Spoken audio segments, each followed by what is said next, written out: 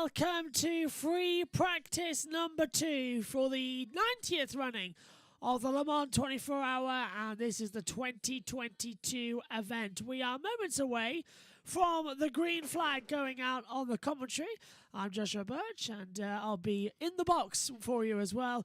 Hagerty Motorsport, Radio Le Mans will have some pit reporters as well, and we've got the world feed as well to throw up some faders, and hopefully as well, I'm also being informed we might have some onboard cameras as well for a few of the drivers that we can throw up, mainly as well during the race we can use some, due to the fact that they're on board on YouTube, blah, blah, blah, free. We know how that works, but we're waiting to see whether or not the Race Control 360 camera has been put up. If not today, it'll be ready for the weekend, blah, blah, blah. But it's looking good. Right, we've had free practice 1, 3 hours of running. Then we had qualifying, another hour. Now this is the time for the green light to go on shortly in about 1 minute, 10 seconds. That is going to be all the action for free practice 2. The drivers, all of them, 62 cars and 184 drivers, get the chance to head back out onto the track as we go into the night shift. It's day at the moment. It's light enough outside. If I look outside my commentary box, it's still light, and it's 1 minute to 9. So we're getting there. Hopefully it's going to be good as well. Let's open up trackers then, as you can see. As we know, as I've told you before, they're going to be all over the place. For the first couple of laps, the timings are sort of going to be everywhere. This is what I look. If we look on the full screen, everything's shrunk down because no one set sector 1, best sectors, that sort of thing, overall lap time. So the graphics you see are always a bit different. 1 minute, let's see what the other cars are doing first. Let's see what the other cars are doing first, but we are moments away from the green light as well, which means we're going to hear from race director Eduardo Freitas to get this session underway, because the green light is on at the end of the pit lane. We are go for another 2 hours of running, which means we are going to listen to Eduardo Freitas count us down into the session any second now as the drivers head out onto the circuit. Oh, here we go. 3, 2, 1. Pit exit is for the free practice 2, which is also a night session. So the night session is underway here at Le Mans for the second practice. The cars are heading out onto the circuit. 2 hours of running is coming up as well, and this is really where it is going to be the key factor. Let's take a look then. Now, Hagerty Radio Le Mans have got the weather, and considering it was raining earlier, let's find out what it's like. After the little bits and pieces of rain that we had, and a little bit longer periods of rain we had, it should be all right this evening. I have seen a couple of different forecasts that said there might be a drop or two more in this 2 hour session. Drops down to 11 degrees overnight. Thursday, sunshine and cloud, chance of showers in the afternoon, 21 degree high, dropping down to 12 overnight. Friday, very pleasant. Far fewer clouds, 24 degrees, 25% chance of rain.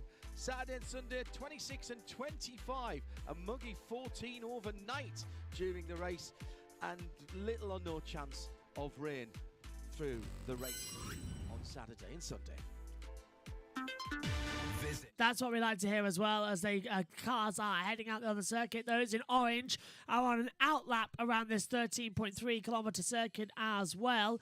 And this is for everybody. So all 62 cars get to go out there. Let's take a look at track temperature then. It's dropped considerably because it's cooler out there. So it's a 23.2 degrees. Humidity is at 65%, wind speed 7.9 kilometers per hour, air temperature 7.5 degrees, pressure at 1,000.64, and wind direction 246 degrees around there as well. So if you're a meteorologist, you know what about. So unless Abby Dewhurst is joining us in the comments box, then she'll know everything as well. Bang on as the Toyota Gazoo Racing getting head out there on the circuit now. The number 7 and the number 8.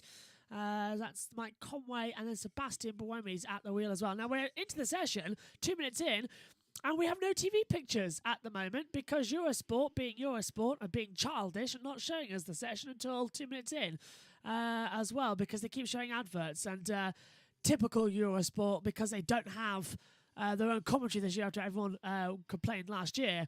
They're now not showing us the actual session at the start time, which they're going to get chastised for because it's in their contract. They need to show every single bit of the session. Now, finally, 3 minutes in, we have action. So that is really unfair. Anyway, first of the night sessions are underway. The lights are on down there at the bottom of the track as we're on board with the number 8 Toyota leaving the pit lane as well. As finally we've got some onboard cameras to go and have a look at. So this onboard the number 8, no longer Sebastian Buemi. This is now on board with Brendan Hartley heading out to the circuit. So Hartley started qualifying and now he started the overall race as well. So it looks like he's having the starter syndrome at the moment, as I'll take a seat, which is easy for me to talk to you about over the next 2 hours of broadcasting. As they swing back out into the back half. Finally, looks like we're going to get some times out there. As you can see, look, it's just starting to come back to normal.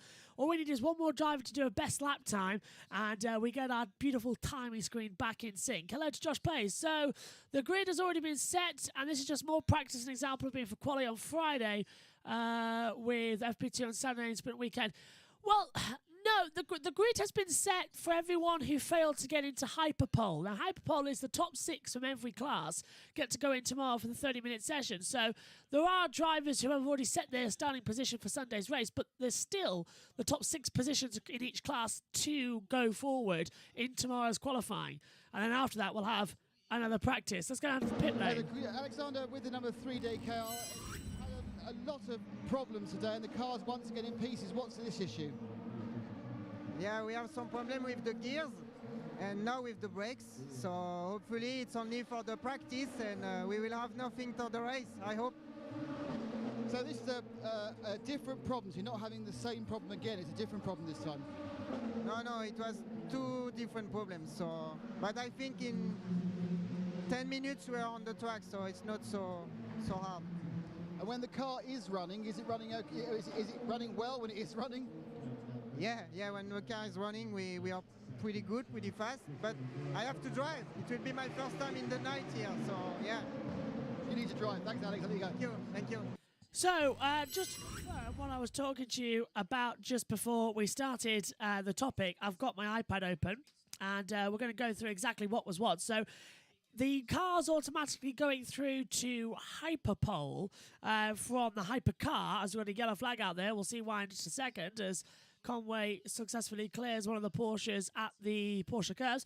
So Jose Maria Lopez, Romain Dumas, Frank well, actually, that's speaking who's the drivers. We've got a slow zone, so I'm going to stop talking.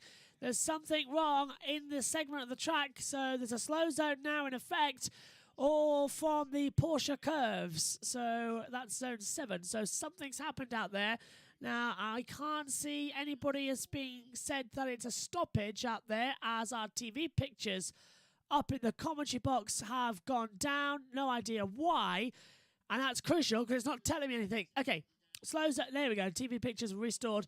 Oh, I think we lost internet for a second on the laptop because it's disconnected and reconnected. So that was a bit poor. We lost the chat there for a second. Apologies for that. If you're watching at home, we had a brief internet issue, but nothing to affect the stream, which is good news. But slow zone is in effect as the night has fallen here at Le Mans, and can't tell why or what's happened down there because we haven't got any images down there, so we're waiting for the cars to get there because, of course, most of this track is we've lost it again.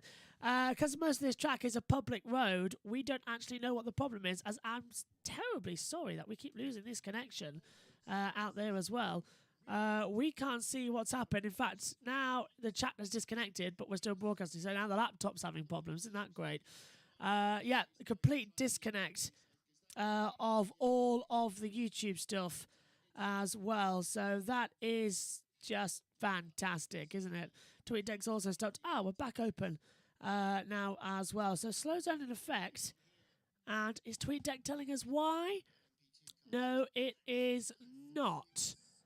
Okay, there's the 83A of Corsa, as well, getting some work done in the LMP2 category. Yes, it's a Ferrari in LMP2, as it getting some work done out there as well for getting back on the circuit. We understand that there might be a car in the gravel trap. Now, that's unconfirmed at this time, but we'll do our best to get information to you. As the A, of course, in the LMP2 getting a lot of work done, trying to, it looks like, clean up the circuit a little bit. Now, they haven't gone full course yellow. It's just a slow zone, which is the permanent yellow. There's the hypercar from the Elf team now going top and restoring our timing towers. So now Gleekenhaus go top with the 708 with Romain Damas. Doing a 4 minute 7.857, but of course the slow zones out there, so they're going to have to slow through the Porsche curves, which is really limiting the factors out there for the drivers. Okay, we're going to get our timings back up with the YouTube chat shortly, as everyone is still doing their lap times. Gleekenhaus, Alpine, IDEC, the 48 IDEC leads overall in the sessions, which is good news. A lot of cars still to go out there. And Josh Plays says as well, if I can open up the chat. Yes, I can. Slow zone equals local yellow. First time properly watching Le Mans 24-hour. Slow zone is like a virtual safety car in Formula 1, but in one area of the track. So the track is split up into 8 zones as well, with it being so long. So slow zone 7 is in effect. That is on the Porsche curves in the final sectors. So that means that when the drivers reach that Pacific zone, they slow down to 80 kilometers an hour, and once they leave it, they go back to green. A full course yellow means you've got to go 80 kilometers an hour around the whole track, and of course safety car, red flag, you know the procedure. But a slow zone is you've got to go down to 80 kilometers an hour at one part of the track. So hopefully that helps as well. Explain exactly what's happening out there. As hopefully, yellow flag out for Gleekenhaus Racing as well. Now, desperately trying to get hold of the video I'm after, which should be the onboard cameras, and it is somewhere around here because I've seen it. I just need to get hold of it, which is the issue. Yeah, apparently it's just disappeared completely. So. That is disappointing, as we had the onboards and now they've disappeared again. Either way, green flag is back out. Slow zone has been removed, and we are back running. LMP2 now go top with the ARC Bralista with Tristan Vautier. It's gone top on a 3:43.027. To go fastest overall here, as the Toyota number 8 Brendan Hartley, who's had a clean run now with this slow zone being erased, should be the first one to set some quick times. He was 5 tenths faster in the first sector, 9 tenths fastest in the second sector. Sector 3, he looks to be quicker as well as he comes into the last couple of corners. Let's hope it is going to be a sensible run. Out of the last corner, Brendan Hartley crosses the line and does a 3 minute 30, I'd like to tell you, 3:30.045 on the, I think that is anyway, I'm going to put my glasses on.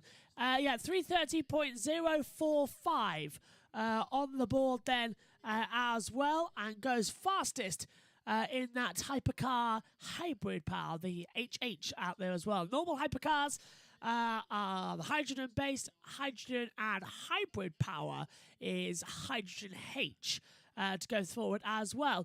Josh says as well, 77 resumes, it must have been the car causing problems. Cheers, Josh. That's always handy to have a pit reporter down there. In fact, if you want to come on, Josh, nobody else is on, I can throw you on in the background as well, giving us a pit report of vocals if you want to hang around, but you don't need to, don't worry. As I think we're going to head down pit road shortly, as I'm being told we're going to have some information. Paul Truswell is not being thrown to. It's just asking a question, so that's being a bit of a problem as they swing around then out of the circuit. And already the Duqueen team as well for the number 13 LMP2 with Richard Bradley at the wheel, looking strong to begin with. So anyway, let's get back to what I was talking to before we got this full course yellow situation. cars going through immediately to the Hyperpole tomorrow. That is in Hypercar. There's only 5, so they all qualify. The Toyota numbers number 7, the Glickenhaus 708 and 709. Frank, the Glickenhaus, and then we go on as well with Nicholas Lapierre in the 36, Sebastian Buemi in the number 8. In LMP2, it's the 31 Team WRT. Brendan Hartley, radio. 3 off at purple middle sector. That's 3/10 off at the middle sector. Yeah, okay. So in LMP2, the cars going through, the 31 Team WRT, the 38 Jolter, the 41 Real Time by WRT, the 23 United Autosports USA with Joshua Pearson, the 16-year-old rookie, 4th. Philippe Albuquerque got through with the 22 United Autosports USA, and the 09 Prima All-A team got through as well in GTE Pro. Have to wait because they're on pit road. However, it's got an LMP2 Orica sat there in the garage. Of course, this is the team that believe is going to be running the Ferrari manufacturer entry when it decides to enter the World Endurance Championship and Le Mans. That's a rumour that I've heard. Whether that happens, I do not know. Right now, though, what I do know about this entry, the 83, is devoid of a gearbox right now. It's having a gearbox change, and this has put it right back. Luckily, all 3 of their drivers, Francois Perrodo, Nicholas Nielsen, and Alessio Rivera, they qualified because they've raced here before, albeit not all of them. I think Francois Perrodo has raced prototypes, but not all of them have raced prototypes, so they're fine. It's not like there's any pressure on the team to get the car out for the drivers to qualify. However, if they want to set things up like the headlights and other things with regards to night running, then they are a little bit on the back foot right now. We've got the setup kit being attached to the front of the chassis. The gearbox is the new gearbox is already on the rear, so the car will soon be off the jacks, on the ground, on the flatbed, and being set up for a little bit of practice. That's not quite imminent in my estimation. That's still a little bit way off, so we'll keep an eye on the 83 pit. So that's the 83 Ferrari, of course, who has hit problems out there as well, and we've got a problem, because I'm going to have to mute down one thing in order to do another, because we have got Josh Plays in the comms box now. Hi, Josh. How you doing? Doing well? Help. I have no idea what I'm doing. Just sit back and relax and enjoy Le Mans, really. That's pretty much the only way we can go forward with it. Le Mans 24 Hour, though, it is a big race, and it's looking quite fun out there, isn't it, at the moment? Yeah, first time doing pit lane reporting / commentating on endurance last 24-hour race last Le Mans. So yes, this is going to go very well, but it's very exciting. Got the 77 Dempsey Proton Racing going slow at the wheel as well, and who's currently at the wheel of that one, I wonder, as they come through. But we have got a slow zone, I think, coming if that car stops. So that was in the GT-AM category, and I need to change up my tyre screens. That is, if I look at it with the 77, as Eurosport's going to go to a break, helpfully. Let's have a look. It is Christian Reed in the Dempsey Proton Racing who is stopping out the circuit. His last lap time is a 5:26.205, so he's losing time out there. And we are going to get Radio Le Mans up shortly in case we do go to full course yellow. Just having to switch over to iPad to bring it through. But anyway, talking about it, yeah. The first time you've actually seen Le Mans, isn't it? You just said there, Josh. But are you enjoying it? You liking it? I've watched it briefly, but I've not like properly sat down and watched it. It's remarkably difficult to follow, is what I always find. It's always on the top of the entertainment roster, though, because it's a game of chess over 24 hours. Nobody ever wins, and quite a lot of people often lose. As I've actually, speaking of losing, I can't find my lead. There it is, I found it. Yeah, it's a game as well that many people often lose in motor racing, because they try and gamble on who's quick and who's not in 24 hours, and it sadly does often backfire. But just want to point out as well with this second practice, this is the first time the drivers get to race at night. And have you seen the cars at night often, Josh? Because it is an absolute treat. It is amazing seeing the cars at night. I'm hoping as well during this stint coming up that we're going to have a fair fight between them all. I know what's going to be too dangerous with each other. Let's have a quick look at the times, though. 2 Toyotas at the top. Brendan Hartley takes it with the number 8 on a 3:29.248. Hypercar 2 of the Toyotas, number 7. Mike Conway at the wheels done a 3:31.685 is his fastest time. So looking quite strong out there. Pit road. It's tiny little tweaks here and there, and now focusing on the race car. So you're here at Le Mans, but only a few days ago, Detroit having an unbelievable battle for the lead. Did you enjoy that one? Yeah, that was, Detroit's an amazing track, and IMSA always produces close, hard racing, and it came down to a fuel-save race. I was in P2, a couple of cars behind me had gone for a 2-stop strategy, so a bit more fuel, so kept me on my toes at the end, but we managed to bring it back, and we now lead the championship just from my sister car teammate Philippe Albuquerque. So it's a very exciting time to be a top prototype driver, isn't it? Because there's so many opportunities coming up in the next couple of years with major manufacturer teams. How are you approaching that as a driver? How are you approaching trying to get yourself in that best possible seat? Yeah, you just do the best job you can every time you're out there, and like you say, amazing times at the moment for sports car racing in general. And it's also amazing. 1 minute I'm banging doors with Alex and Felipe, and next minute we're in a team together. So it's an interesting dynamic. I think on the plane home, or the plane here Saturday night, there were 15 guys from IMSA all sat having a chat, and it was only a few hours earlier we were, trading paint and fighting for the win. Oh, great job, mate. Thank you very much. That's pit road then as well, with all the information we need to see. And I'm delighted to tell you that the Dempsey Proton Racing has made it back. It's got a flat rear right tyre, though, and it's had to crawl back to the pit lane, but it has at least made it. And that does not look nice, does it, Josh? It's surprised it hasn't damaged any of the side of the car there. That should only be like a 10-minute run to get that back out on the circuit. Hopefully, it was Christian Reed, Josh, who was driving the number 77. Yeah, so down on the deck for the Dempsey Proton Racing as well, and he's actually one of the main drivers in there as well. They'll be doing quite a lot of the main stint throughout the rest of the night. But this is an interesting run, as we've had all 5 of the hypercars now do times, and it's beginning to look a bit more similar than what we thought to. The 8 Toyota, the 708 Glickenhaus Racing, then it's the number 7 Toyota, then it's the 709 Glickenhaus Racing, and again, Alpine seem to be just completely out of it, which is a shame. Their times are in total of 3:32.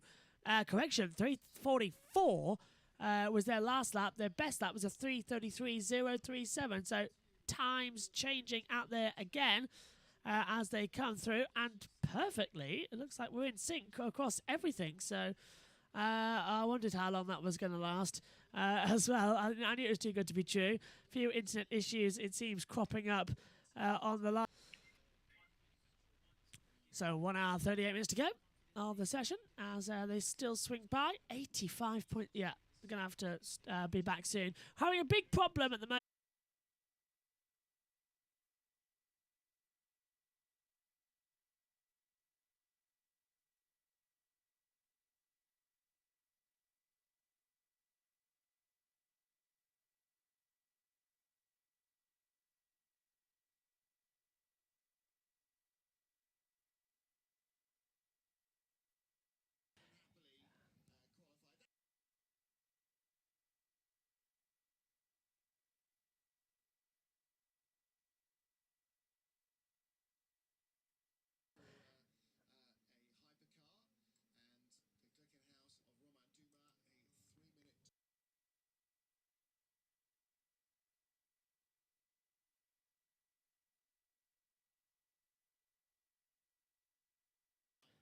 You're back with us here on YouTube. Hopefully we are working in some respect after having another technical difficulty.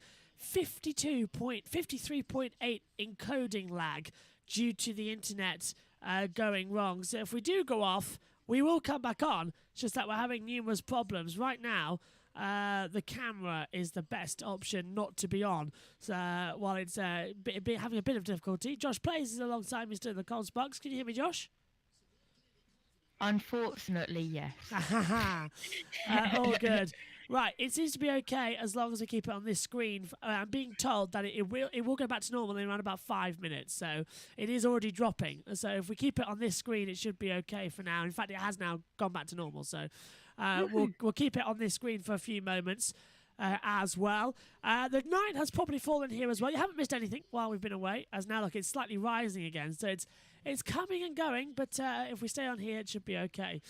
The 63 Corvette Racing back into the pit lane with Katzberg at the wheel as well. It's currently top of the GTE Pro categories as well, but the Glickenhaus Racing has gone top in the 708 car as well with Romain Dumas. 3 minutes 28.9, the fastest we've seen the night shift for quite a while, and it looks like, Josh, that could have a shot at beating the 3:27 we saw earlier on in qualifying. So that's an exciting reason to keep watching practice too, isn't it? Oh, it is. And of course, my other PC, which will have more timings, is taking ages to load. Yeah, I think the timing's having a bit of a paddy. I mean, we had 0 issues during during qualifying. We come to practice too, and suddenly there's an issue with the internet again. So clearly, a lot of things going wrong. If anybody knows how to improve skipping frames due to encoding lag, I'll be very much appreciative, because rendering is absolutely fine. We're not missing anything on that. It's just the fact getting it to YouTube seems to be a pain because of the Wi-Fi, so that's always grand. Driver change going on down at, I believe, Dempsey Proton Racing number 88 it is. Felipe Pourdad is, I think, changing over the car. No, getting into the car, because that's Max just getting out. So, yeah, Max getting in. And Pourdad getting out as well for the next session. As they come through. I fail to believe how all our streams are linked at the moment. They're all saying the same time, which must indicate there's an issue somewhere with the Wi-Fi. As it comes through. But let us know if you're listening in, and should be hopefully watching in shortly as well, if this works. 45.5% encoding lag. Now I've refreshed it. Hello? Josh, we're in the positives. It's working again. Well, hey. I jinxed it. It's gone back up again. It's like it's just flicking between the two. Do you know what the encoding lag is thinking right now? What? Should I stay or should I go now? Yeah, well, it's getting on my nerves. That's what it's doing. It could really help. I mean, we've had 1,000 viewers on each of these streams so far, and right now it's low thanks to what's happening with this encoder. So it could really improve on me as the cars come through to complete some more lap times. I'm gingerly... No, every time I think it's going to go well, it just freezes again. So we'll keep on this. You can still hear us. On board with the number 7 Toyota Gazoo, Mike Conway is flying out onto the circuit right now. I looked outside my comment box window as well. It looked like it was getting dark in the UK, but it's properly dark over there in France, with it being 20 past 10. That, I believe, is a Corvette, judging by it. It is a Ferrari, of course, it's 66 in the AM class, with Hart at the wheel. For JMW Motorsport, and it is coming to a slow crawl down the back towards the Porsche curves. So let's hope it probably is another flat tyre, like we saw with the Dempsey Proton, and it is a flat tyre, and it's the same side as well, Josh. Rear right has gone flat, and that's 2 punctures in a row now. That's not entirely good news for the GTE classes out there. Interesting. Yeah, very bizarre and interesting. I'm very worried now as well as to the reason behind it. Let's keep our fingers crossed it's going to be okay. Let's see what it's like when I press button number 2 and take it up to camera to see if it's going to work or it needs to be bugged back out because it's really bad. Anyways, we come back through looking at it. I think looking at it, it's still not great for... moving camera people yet. It's great for audio. It's great for audio. It's not great for moving people. So let's go back to the screen until the computer decides it wants to play fair with me here tonight for the session. 99% encoding lag just flashed up on the screen as well as the Ferrari crawls in. It looks like the famous pit lane. Sorry. 92 Porsche GT car.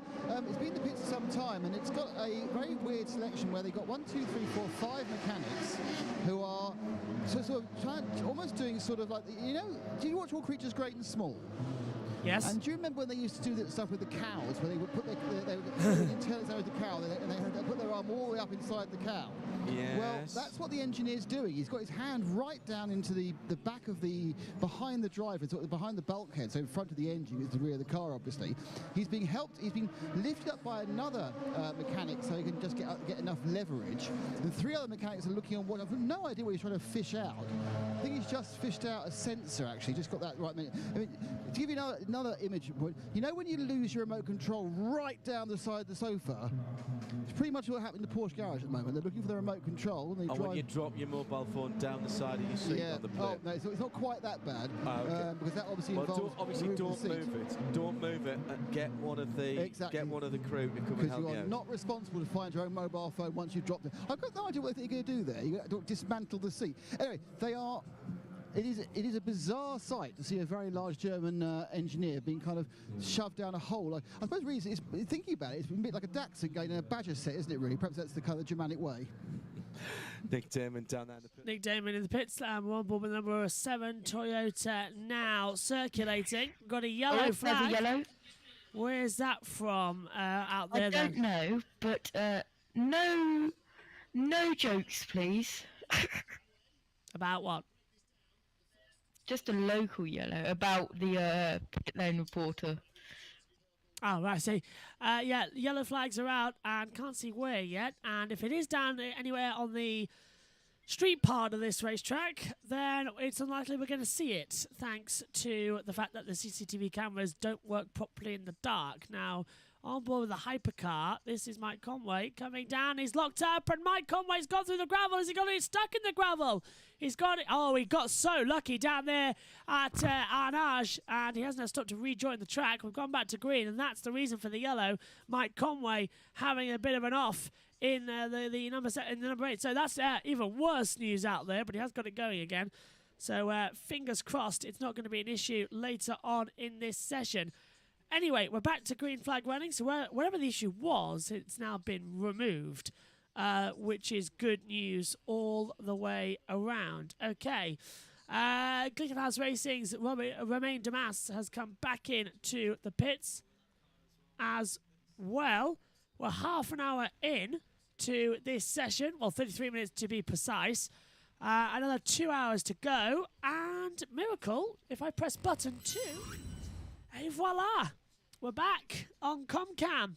The internet has sorted itself out. So yeah, I told you it'd be 5 minutes as well, and we can keep streaming. So I don't know what's wrong with it. It's like the internet just has little paddies every couple of minutes. If that happens during the race, then we'll just stick it on battle cam until everything calms back down again. But yeah, back up and running now, which is grand news. And thanks everyone for sticking with us here for free practice number 2 from the Circuit de la Sarthe in France as well. This fantastic racing circuit now holding its 90th edition of the 24 Hours of Le Mans. And last year we did 12 hours live, 12 hours highlights. This year, all 24 hours are live of the Le Mans 24 hour. And that is going to be insane. Yes, go on. Are so going to regret that at the end of the 24 hours. Well, every single year I do Le Mans, and I think to myself, why have I just stayed up for, well, it's more than 24 hours. It's around about 9 hours when I eventually get to bed, thinking about it. So, yeah, it does get to the point, is like, well, thinking about it logically, it's around about 39 hours fully awake. And you honestly, you go to bed on Sunday and you wake up midday Monday still tired. And it takes you about a week to get back into the swing of things. That's why I'm enjoying it. It's Canada the week following as well. But we are covering Formula 1. We are also covering Formula 2. What the plan is that Megan will take lead commentary on Sunday morning for Formula 2. And then... Bad idea. No, Megan takes lead commentary for World Endurance Championship. I will go and take F2's main race, and then during the F1 main race. I'll be in the commentary box with Ian Birch in this one. And Megan and Ed will be elsewhere, yeah. I'll be in a grandstand at Brands Hatch. Yes, and your presence will be missed. It's very much basic Formula One coverage this weekend. Although, grand news is that it's been announced that never again will Le Mans clash with an F1 weekend. Formula One is now banned from racing on the same weekend as the Le Mans 24-hour race, and that is an official FIA ban as well, that Formula One are not allowed to schedule any race on the Le Mans weekend. So I'm hoping we can get back for touring cars in the evening. Yes, but touring car race 1 might be done before the IndyCar, so that later on we only got like 2 or 3. So I'm not sure what that current plan is just yet, because the timetable's been announced. Yeah, we'll sort it out. Back to Le Mans. Yeah, well, nothing's on the screen at the moment as well. Nothing's on down on the track. Renault. Yeah. And, yes, door getting shut. Okay. Anyway, and my screen has just gone into its screensaver. Lovely. I know, it's a handy little thing this weekend as well. Yeah, literally, we've gone from having like 60-70% encoding lag to 0%. Like, as soon as I'm saying it, it's live now. That's the insane value that we've got at the moment. So, I don't know what's going on. You don't know what's going on with that either. It seems to be a factor. I think we're going to have some pit reporters in a few moments, though, as well, as Brendan Hartley has left the track again in that number 8 Toyota and is setting some personal best lap times and has actually done a 3:29.248, which is a personal best as well, to still stay second place, but 3/10 off the pace of the Glickenhaus Racing of Romain Dumas as well. Hour 23 to go, 37 down here for the second practice. And this is the Porsche, number 88. So Dempsey Prodon getting another run out there, out on the circuit. Oh, look at that. Do you see that? Sparks flying from the wheel gun as well, so it's caught something on the aluminium block. I've never seen sparks from a wheel gun before. It's a bit dangerous letting that car go out. Yeah, that's very weird. Look, they had to double check it to make sure, but away it goes. In the pit stop. So not good, not bad. What I would like to do actually at some point is turn this light off in the commentary box to get the full darkness appreciation. But it's fine out there on the track. Down to pit road with some problems with the Ferraris. Sorted out. We're doing laps now and preparing the race. And what challenges does the circuit bring in the dark for night practice? Oh, well, it's all very quick corners, big braking zones, so you need to adapt to the light, you need to adapt and to find new braking points in the dark, so it doesn't look the same like in the light, so you need to adapt to it. So, I mean, that's quite a challenge, isn't it? Because all of your reference points, they're not there anymore, so is it a matter of timing, is it? Yeah, it's something like this, especially in the Porsche curves where it's quite dark. It's, yeah, you need to get used to it. That's why you're a racing driver and I'm not. Now, we look at the WR team and looking at your teammates, yourself, Rolf Van Eycken, Mirko Bortolotti, and Dries van Toor, there isn't a weak link there. You guys are real contenders for class honours, aren't you? I think it's for us the first race in an LMP2, so we are normally GT racing, GT cars driving, and so it's a big challenge already. And we just want to do our work here. We just want to be smart and have a clean race, and then we will see where we end up. Thank you, Rolf. Best of luck.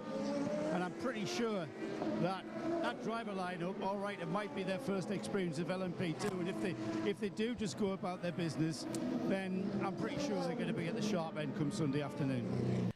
Yeah, that's the Ferrari AF2 Corsa that is in LMP2 that's been having those problems out there on the circuit at the moment here.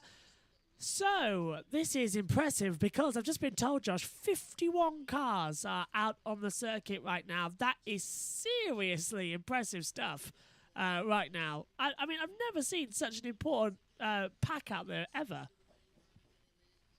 No, yeah. I believe only 10 cars in the pit lane because there's 62 cars. 62, yeah, 62, 184 drivers. If my maths of 3 times 62 is quick. 3 times 62, so that's 124 plus another 62, which would be 184. Yeah, so mental math is quick. And I struggled to do that earlier on as well when Megan was in the comms box as well. But yeah, as they flash back around, there's Matthew Vaxavier, who in the 36 Alpine squad in his debut season. And his debut Le Mans as well, getting some important laps in. Now, by the way, it is a rule. If you are a rookie here at Le Mans, you must complete a total of 5 night laps. It is important, at speed as well, to prove you're safe enough. And because we don't race at night at any other part of Le Mans, any other part of the World Endurance Championship bar Le Mans, you've got to complete your night laps. You've got to make sure you're safe enough out there. Pretty much like we had the refreshers course at Indianapolis with Stefan Wilson, or back in the month of May, which is, 3 weeks ago now? Yeah, 3 weeks. Brendan Hartley, I think it's changing to another driver as Sebastian Buemi is getting in. Back to you, Josh. Yeah, are you sure it was a refresher course, or is it the Stefan Wilson show? It was definitely the Stefan Wilson show. I was never more bored in the commentary box. Has he done 15 laps at 210 miles an hour? Yes, he has. Has he done 15 laps at more than 215 miles an hour? No, he hasn't. He's missed 3. Oh, now he has. It was such a boring 2 hours. Is that just a check on the front of, or was that a change to the front? I think they've changed. They took the front wing off the endurance car there, the number 8 Toyota Gazoo. I think they were changing a little bit of the suspension ride height for another set of the night shift. So they're just trying some other things out there, but that's pretty standard for what we see out there. There, I think, is the same team that Alex Brundle's racing for, if I see it correctly. In fact, down there in LMP2. Alex Brundle is in the car currently. Inter-Europol competition and the number 34 car, and Alex Brundle is out there on the circuit. Martin Brundle is trackside this weekend at Le Mans. He's here with Alex, so no Martin Brundle in Formula 1 Baku. And interesting enough, no Anthony Davidson because he's also here, and no Paul di Resta because he's racing. So the Sky F1 team, I think this weekend, I think it's Nico Rosberg who is doing the co-commentary. Jenson Button. I was about to say Jenson Button or Nico Rosberg. It's one of those 3. I presume it'll be Jenson Button, but more than likely it'll be unless Paul di Resta is not racing. Although I haven't seen it, I've seen him on the entry list, so it looks like I think it's probably going to be Nico alongside Simon, and then Button will be in the box. It looks like as well, which is an interesting way around to do it, but that looks like what the Sky team is going to look like this weekend. If you're wondering what the commentary is going to look like on Formula 1's TV and Formula 2 this weekend, because Alex Brundle is here, Alex Jakes will still be commentating on Formula 2, but Tom Gaymore will be his co-commentator. And over at Formula 1 as well, it is Will Buxton doing the commentary this weekend, as we've got a slow-moving 57 out there as well. So double checking if that car has had an issue so far this evening in the AM class for the Kessel Racing. Yes, it had a problem earlier on in practice 1. So the 57 Kessel Racing, named Kessel after the Kessel Run phrase in Star Wars, learned that a couple of years ago as well. He is having those teams are having a problem out there as well. As it's the 52 of Corsa, 5th in class in GT Pro, with Miguel Molina out there as well, and he's done 9 laps on those tyres, and then a soft compound if you wanted to know as well. As they fly through. 1 hour 15 to go. Night shifts start to get a little bit tiring here, especially for these guys. They've done 3 hours, then an hour, and then another 2 hours. That's 6 hours they've run today at dysopient times. Tomorrow, it's a similar run. 3-hour practice, 30-minute qualifying for select through. Then it's a final 2-hour night practice. Then we don't do anything on Friday at all. And on Saturday, you get a 15-minute warm-up on Saturday morning. Then it's bang straight on into the 24 hours from 4 o'clock their time until 4 o'clock the next day. So it's a long time. It's which is 3 p.m. here? 3 p.m. here to 3 p.m. here, yeah. And if you're wondering, oh no, what about Formula One? Formula One is taking part very much earlier than normal this weekend. It's 12 p.m. until 2 p.m. at British time as well. So the last hour of Le Mans is still live as the Ferrari, the Kessel Ferrari drifts into the pit lane as well. What time is qualifying on Saturday for Formula One? 3 o'clock start time, yeah. Yeah. So I'm not commentating on qualifying. Megan's taking you through that session as well. Yeah, just send me a list where you want me and I'll be there. Don't think I can have you in the F1 because it's a bit tricky. And it is a front left puncture for the Kessel actually as well, on the right side still. I think you'll be dragged into this box here, Josh. Although I don't know what the commentary box thing is like, so I'll drag you around on the rotor. Still early though, it's only Wednesday. The race until Saturday, so plenty of time still. Yeah. To get everyone nailed into the positions as the front right We'll puncher. sort it out in the background. Yeah, I know you're not available Sunday at all though, which is worrying. But Sunday's going to fly by. Saturday's the main killer. Saturday and Sunday early morning is the killer. Right, pit road.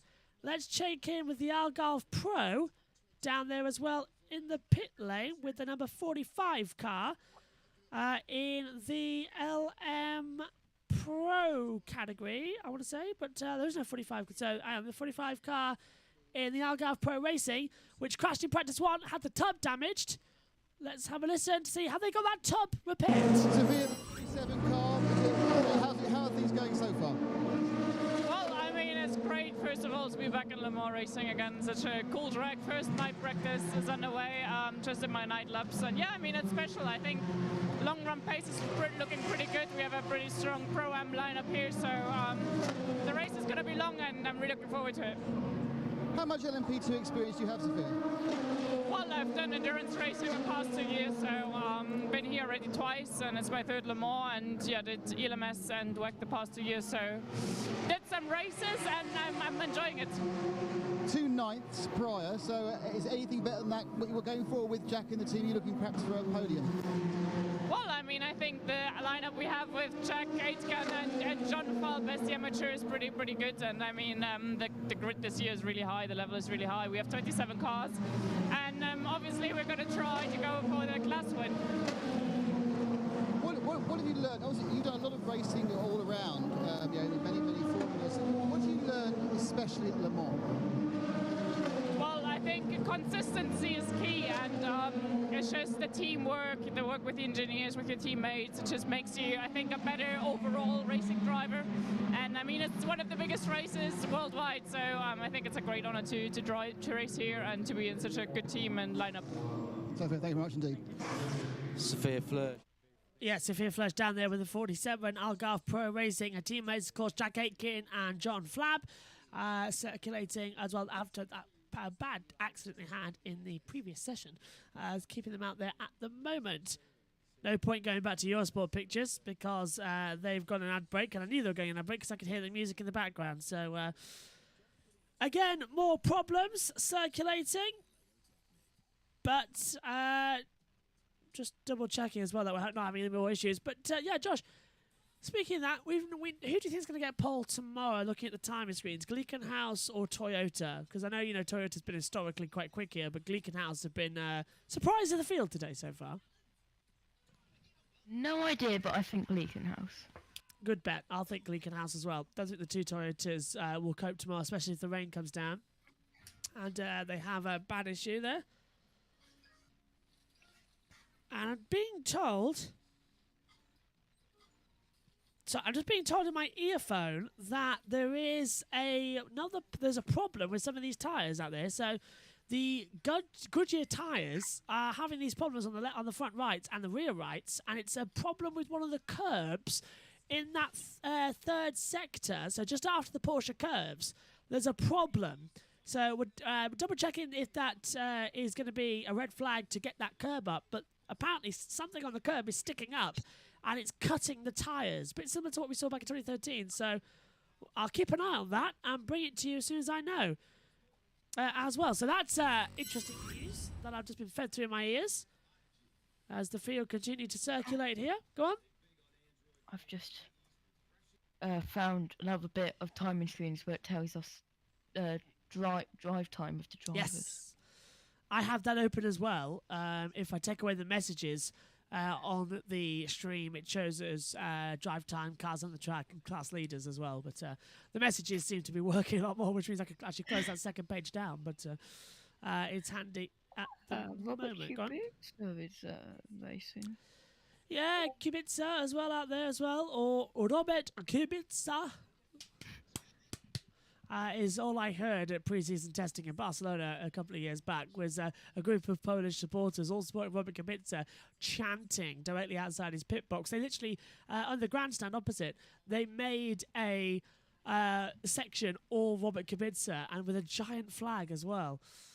So for 4 days, all we heard was Robert Kubica, clap, clap, clap, clap, clap. It was tiring. You must have absolutely loved that. When I was trying to record a podcast and they wouldn't shut up, that was kind of annoying. But apparently, the villa we stayed in actually the previous week, they actually stayed there. So talk about coincidence. The week's previous test, those same group of supporters stayed in the villa we were in the next week, and that's about 15 minutes away from the track. So talk about coincidence. They probably went to book it, and I'd booked the villa then anyway. So that was quite an experience. Didn't want to tell them. Anyway, it was a beautiful villa we stayed in as well, in just outside in San Valento, I think it was, 15 minutes away from the track or something like that. As well, beautiful bars there as well, actually, thinking about it as well, full of the Spanish mafia. That's a story I've been told, actually. The Spanish mafia story as well. Story time with Bert's question mark. How about almost getting inducted into the Spanish mafia? And mainly, that's thanks to two of my friends mainly as well. That was Dane and Connor, who I was travelling with at the time. They nearly got inducted into the Spanish mafia. So that was quite an hilarious evening. That was on the Friday, actually, just after the end of testing. So that was more funny. Quickly, I'm going to throw to pit road. The car in the pits for a problem? No, we were just doing a setup change on the rear. Admittedly, it did take a little bit longer than I think guys were expecting. I think they've found a small issue. I haven't even caught up with them to see what the issue was, but it's back out on track and all going well. Excellent news. I've just been watching you there doing some stretching exercises. Just for the listeners' sake, I'm going to describe what I saw. You're back against the wall, squatting down, rolling the neck. Is that important? I would imagine the squatting down, stretching the joints in the knees, etc. Is that important before you get in the car? Yeah, I mean, it's more a factor of these are the first laps I've done all day. So I've just been stood around all day long. So that was to stop you falling asleep, you mean? Well, no, it's just, you know, sometimes when you stand around a lot, you know, your lower back hurts a bit. So just to stretch that out, activating my neck a little bit just to get a little bit warmed up and ready to jump in the car and go flat out. Rather just get off a deck chair and jump in the car, yeah, absolutely. So you guys go into Hyperpole for the pole position, or the fight for pole position, I should say, tomorrow. Where do you think yourselves, where do you see yourselves? Well, I mean, as we saw in qualifying, it's a pretty tight field. I honestly don't know how Nick felt with his lap. It was, you know, rain disrupted session even, so I don't know the true potential of everyone. So I don't know. I think we're in the mix, but it's tight in qualifying always in GT Pro. Does it matter? I mean, I know it's Le Mans, so does it matter? It doesn't. It just, I guess, gives a bit of an indication of people's outright pace. But I mean, even low fuel pace in qualifying is not directly relevant to how you're going to be through an entire stint, and on double stinted tyres even. So, yeah, it's one of those nice things to have, but if you haven't got it, you don't really mind too much. Fans are back here at Le Mans, first time since 2019. How much difference does that make from your perspective? Well, it's lovely. Driving around the track, you know, I'm sure it'll be bigger and bigger as we get towards the race in terms of the fan zones and the things that are going on that you can experience in the car, because it's something that you do notice. You know, you do see the fan areas that are lit up and stuff going on, smoke coming out from barbecues and things, different smells across the racetrack and things, particularly at night. But yeah, even just to do the driver autograph session, meet the fans again, be able to see all their bonkers memorabilia that they bring for you to sign. Photos from 15 years ago that you completely forgot about. It's lovely. It's really, really lovely. Yeah, it's great having them back. Thanks for talking to us, Alex. I'll leave you to your stretching. Yeah, stretch away. Thanks to Haggerty Radio, Le Mans out there as well. As the car's still going on the circuit. Nice to see, of course, Josh, we've had 2 years with that pandemic as well. We sort of got used to it again quite quickly in Formula One, didn't we? Having the fans back and that type of atmosphere. But this is the first time fans have returned to Le Mans since 2019.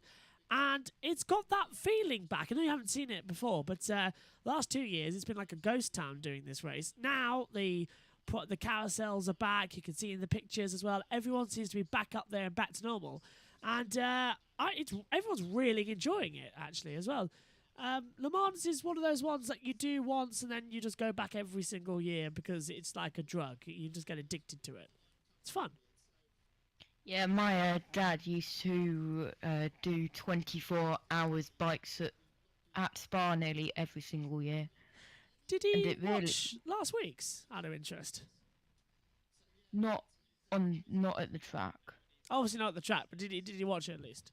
Because that was back at Spa, yeah. They've really have. Not Yeah. gone back to the track for years. Oh, and there goes. I need to turn my screensaver off when I'm commentating. As well, I'll try and get you on TV pictures, obviously, because there should be. I need to create another camera with camera for co-coms, but wasn't expecting Megan not to be in the comms box for this session, to be fair, because we've had a bit of an amalgamated day. Practice 1 started very badly because everything went wrong, so Ian Birch was in the box and then had to leave because he had to go and sort out the internet. Megan came in half an hour. Oh no, actually, Megan came in an hour and a half late, and then she couldn't stand up because she's got blisters all on her feet. Did the qualifying hour, half hour, yeah, did the qualifying hour just about. And now she's practically collapsed upstairs for the remainder of the evening, and she'll be back with us tomorrow for Hyperpole as well as this night session. Go on, Josh. Who is always roaming around in the background? You, always. A brilliant background as well that you roll into, and you get into every single sport as well. And I'm glad we got you on the Le Mans coverage as well, actually, because haven't had you on before with the Le Mans coverage. Last year was a bit of a mistake where we didn't have any don't think we had any guests on last year. Maybe Ed came on for a bit. Yeah, I can't remember because it was only 12 hours live, 12 hours highlights, isn't it? So it was like a 2-hour stint. I have not done is Formula 2, Formula 3, no, and MotoGP. You've done Formula 2? Saudi Arabia? Yeah. Not Formula 3, though. No, you've never done Formula 3. You've never done Formula... Yeah. Yeah, I've not done Formula 3, not done Formula E, and not done MotoGP. Everything else you've been on, if I'm correct. Yeah. We'll have to fix that then. Have to fix that. But MotoGP is harder, isn't it, as well? Because it's not really MotoGP is not really anyone you can use a pit thing with as well, because there's hardly any info, and so that's the tricky part. But definitely, plus there's no pit stops. Yeah, although we may as well have you on as well as a commentator one race as well. Maybe the ones later on when it's like 8 a.m. in the morning and Megan will punch me if I try and get her awake, which did actually happen once. Yeah, I think when was it? Australia 2017. She went to punch me because I woke her up for it as well. Is that a version 2 of Murray Walker going to her? Yeah. Yeah, it's Megan literally going to hit me because I'd woken up at 4:30 a.m. to get to then the shots. TV director at the side wagging the finger going... Yeah, it's probably Dad, to be fair, if he was there for qualifying. I can't remember. That was a long time ago now. It's a joke, obviously, but yeah. But Megan had... remembered. Nico Moller going in the car, 20th at the moment, then LMP2 for Vector Sport, so he's going to head out of the circuit soon to change over. Go on, Josh. 5 days until the 1-year anniversary that I found this YouTube channel. Really? Blimey, that's Yeah. When was that then? What race was that? Snetterton Touring Cars. Of course. Actually, yes, of course. Sunday is the 1 year since I was at Snetterton. God, Yeah. that was a good weekend. Really, a year? Blimey. Yeah. I feel a bit. I should be at a racetrack then. It's so tricky getting to racetracks at the moment for media. 'Cause they haven't opened up fully since lockdown, and it's getting really annoying. I just got in for the touring cars last year. Because they sort of relaxed a little bit because it was the first event back. It was the government taster event, wasn't it, last year at Snetterton? Yeah. So there was only 4,000 people in, and I was lucky enough to be one of them as well to get in. But I usually go, as I said on the stream, I usually go with like a three-team crew. I've got a director who I'll be listening to in my ears, who would be walking me around the paddock, pointing things out. Then I've got a camera operator. And then I've got another secondary reporter. Yellow. Yeah, yellow flags out somewhere on the circuit. It's the 43 that stopped on the circuit on the start-finish straight. This will be a slow zone then to get it back into the pit lane as well. So it's the Inter-Europol and with Schresser at the wheel. Inter-Europol competition, the 43 Polish team. Out there, not Polish team. It is Polish team. Out on the circuit. So this will be a slow zone in effect shortly. Coming through, and Shearer at the wheel. So back to this. Then a third reporter, a third team member that would usually be the reporter that she'd go up to people, ask them questions if I couldn't get there, and drag people on for me to interview live. So director to tell me where to go, camera operator to tell me where to go, and then a second reporter that would often appear on the stream. At some point as well, doing other interviews, and I always insisted that would be a female as well. So we've got a male and female sort of co-leads with each other as well. And the director and the camera operator usually changed, but for 2 of the 3, I think it was Connor. Dane was pretty much the director for all of it. One time Sophie stepped in. But it was just move around on everything. And then, of course, I didn't have that team at Snetterton. It was just me as a one-man band who had to take the biggest rucksack you've ever seen with a tripod, a headset, a microphone and all that camera equipment and flash it around and go around Snetterton. And you know Snetterton, Josh, it's a long walk everywhere, especially to the start line. It's a long walk there. Tell me about it. And there was one time we were walking from the campsite. Yeah. And, it's a wheel off for the 43, yeah. So that nearly happened again. This morning we saw a car hit the wall at the exit of the Ford chicane, but now over the curbs, front right suspension has gone on the 43, and that's why it stopped on the track. Still got the slow. It was no slow zone yet. Still under yellow. Hours to do. It's a fantastic team effort here. The guys have completely stripped the car, and you're starting to already assemble a new tub. You think 8 hours, so tomorrow the car should be running, we hope? Oh no, end of story. It'll be ready to go. There's no issues there. We'll be all ready to go.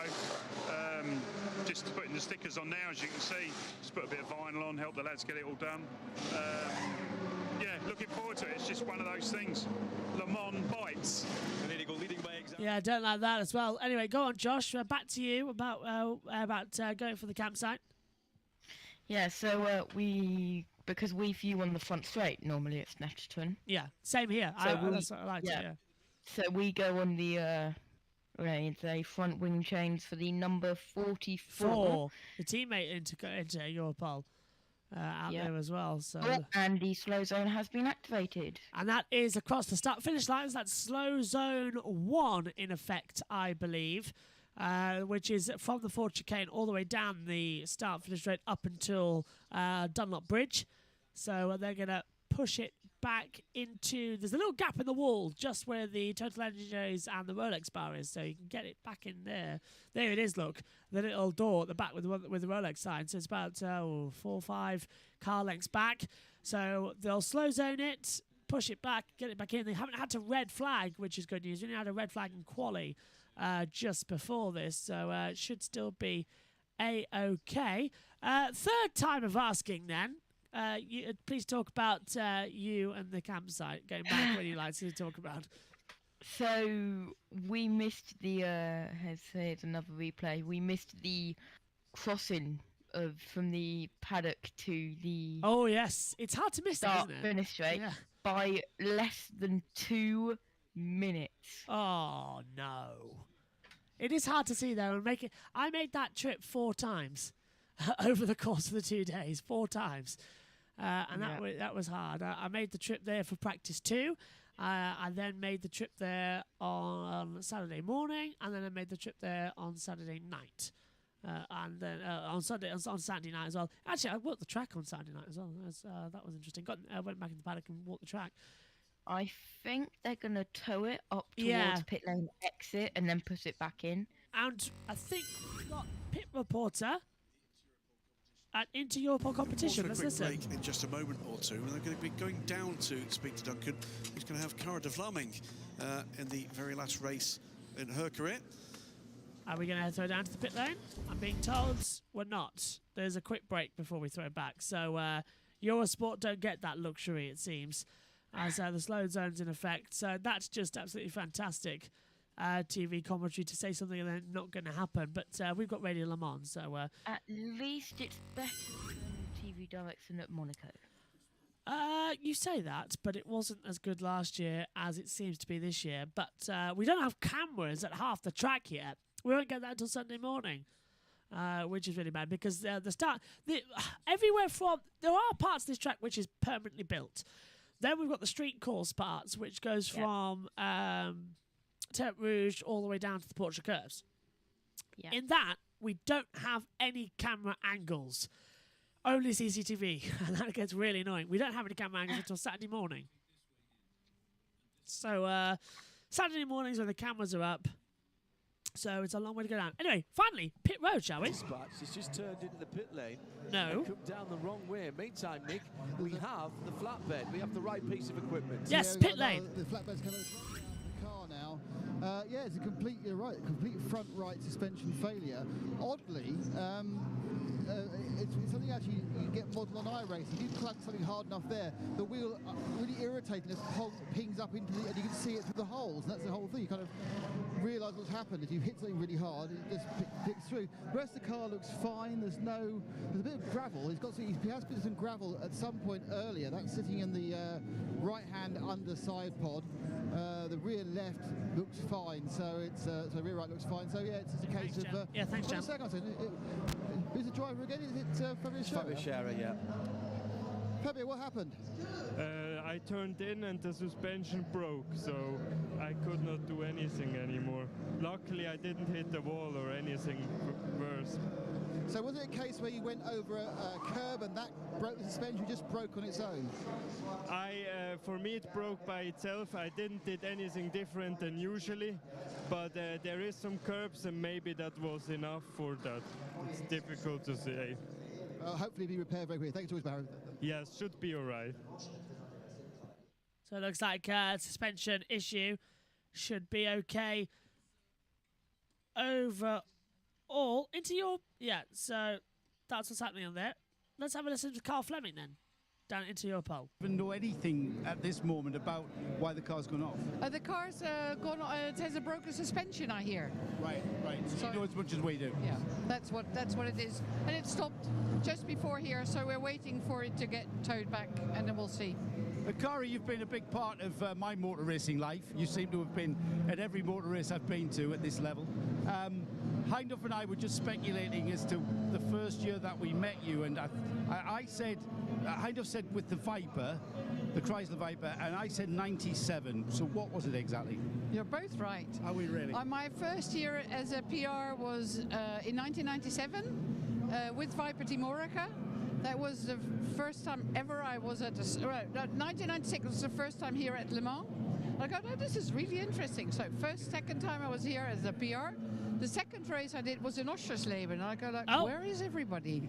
Where is Oschersleben? Where's Oschersleben? Yeah, and I did that for 4 years. Yeah, see it, Jam. And then the fifth year was for Orica, not for the agency, not for Chrysler and Do you know it is, Dodge. Jan? And then I went to do rallying, single-seaters, and then 6 years ago I said to Graham Goodwin, I really want to come back to Le Mans as a PR for a team.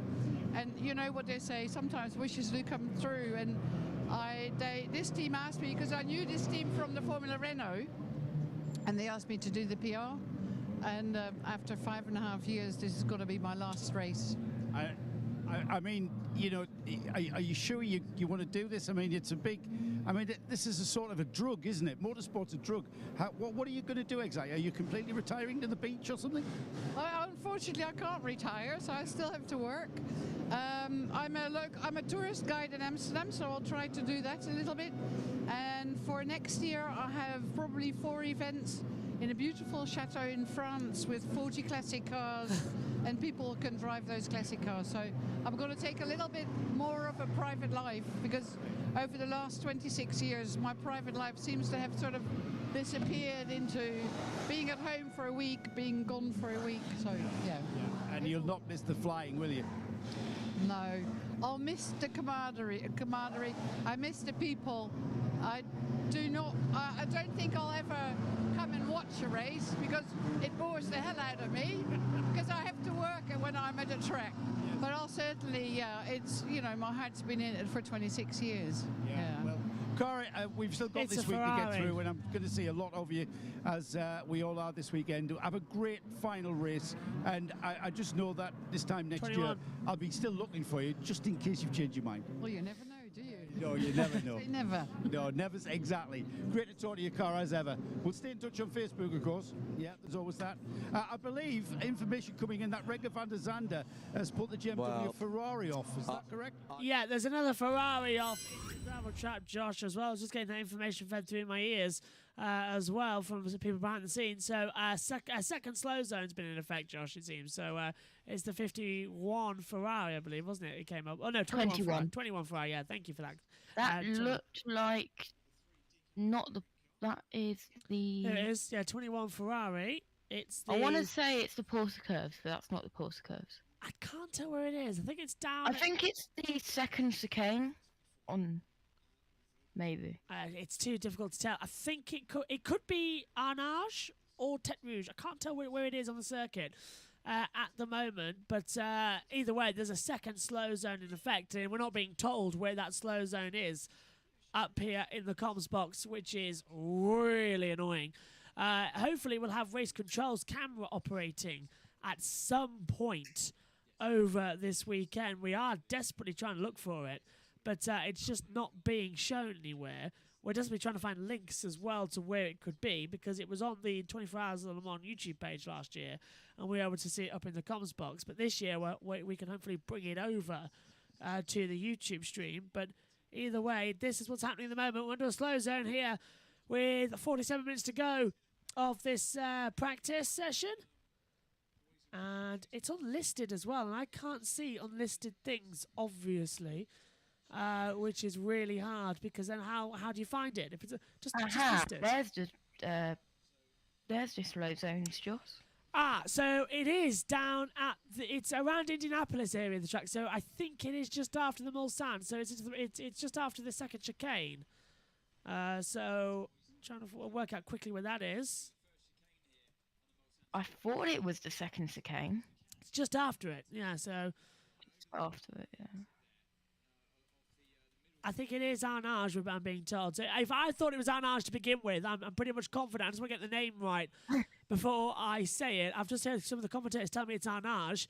So while I take a look at the map, it's coming out of the Mulsanne. Yeah, so it is Mulsanne. Low proceeds are in zone 6 will end at 23:14 local. And that is the start-finish straight. So that's going to go green 16 there. seconds behind. Yeah, so we are going to remain. Whether we remain green all the way around the track, it's yet to be seen. But I believe zone 1 will still be slow zone 6, which is round Arnage.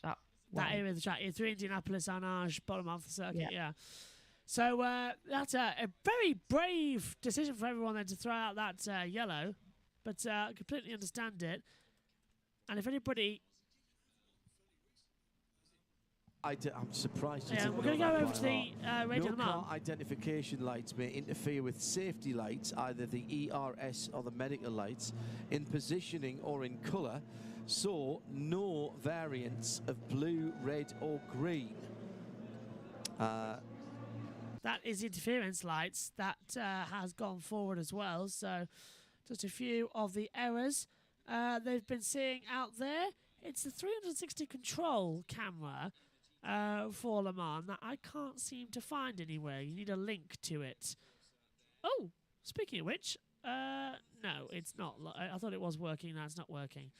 So I'm double checking to try and find it. But think we are still slow zone in that last sector. So we should have gone green. So the start-finish straight's now green. The Arnage sector of the track is not green. So that's why we're seeing many of these cars now having problems circulating as they all flash by now.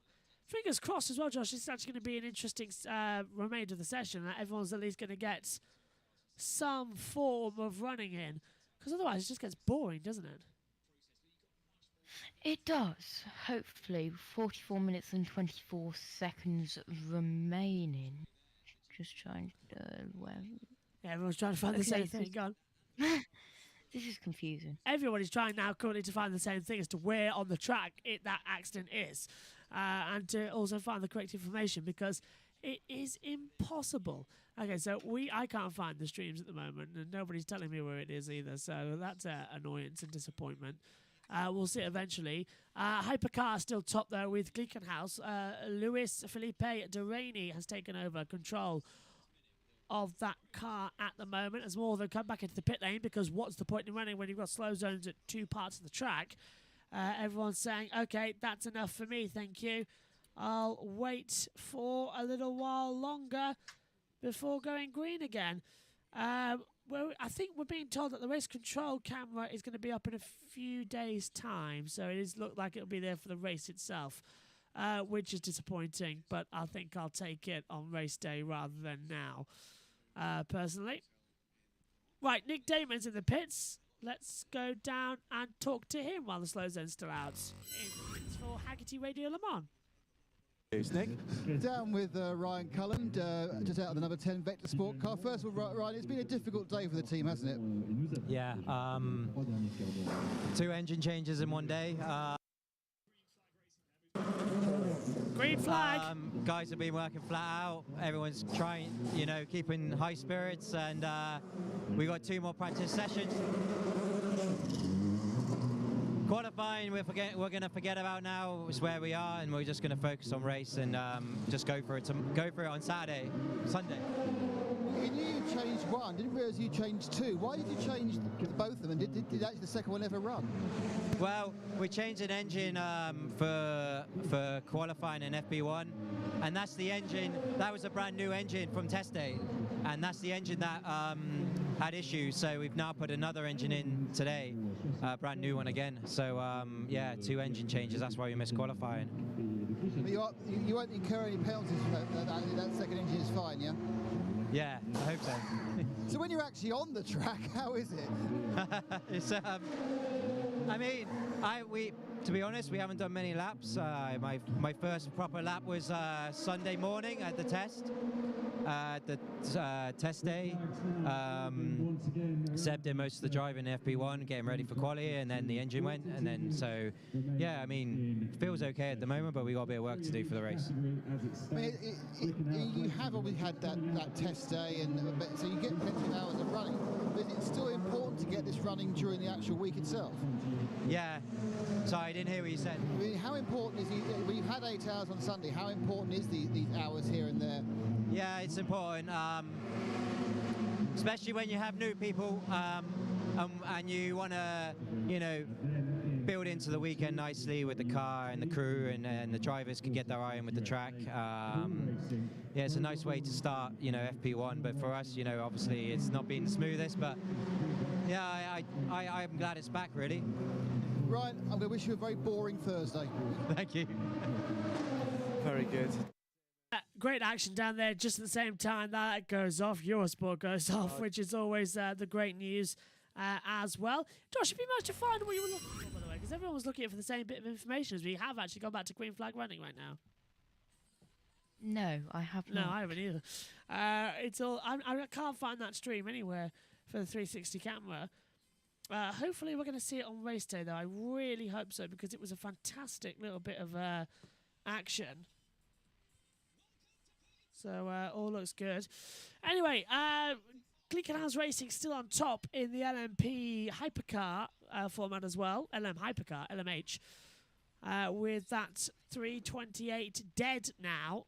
So they've improved on their time. They're 3:28.9 it's updated itself to. So I thought, when did they get 9/10? And we missed it out there as well. But I really need like a magnifying glass in front of the timing monitor because I can't zoom it in any more than I can. Out there with 26 on the deck. Okay, track temperature 21.6 degrees. It's got considerably cooler. I can only find onboard cameras. Where are those? If you type Le Mans into YouTube. Oh, okay. No, we can't do the onboard cameras, so at least that's a shame. Yeah. Race control, hopefully, will be up shortly. But The race. Go on.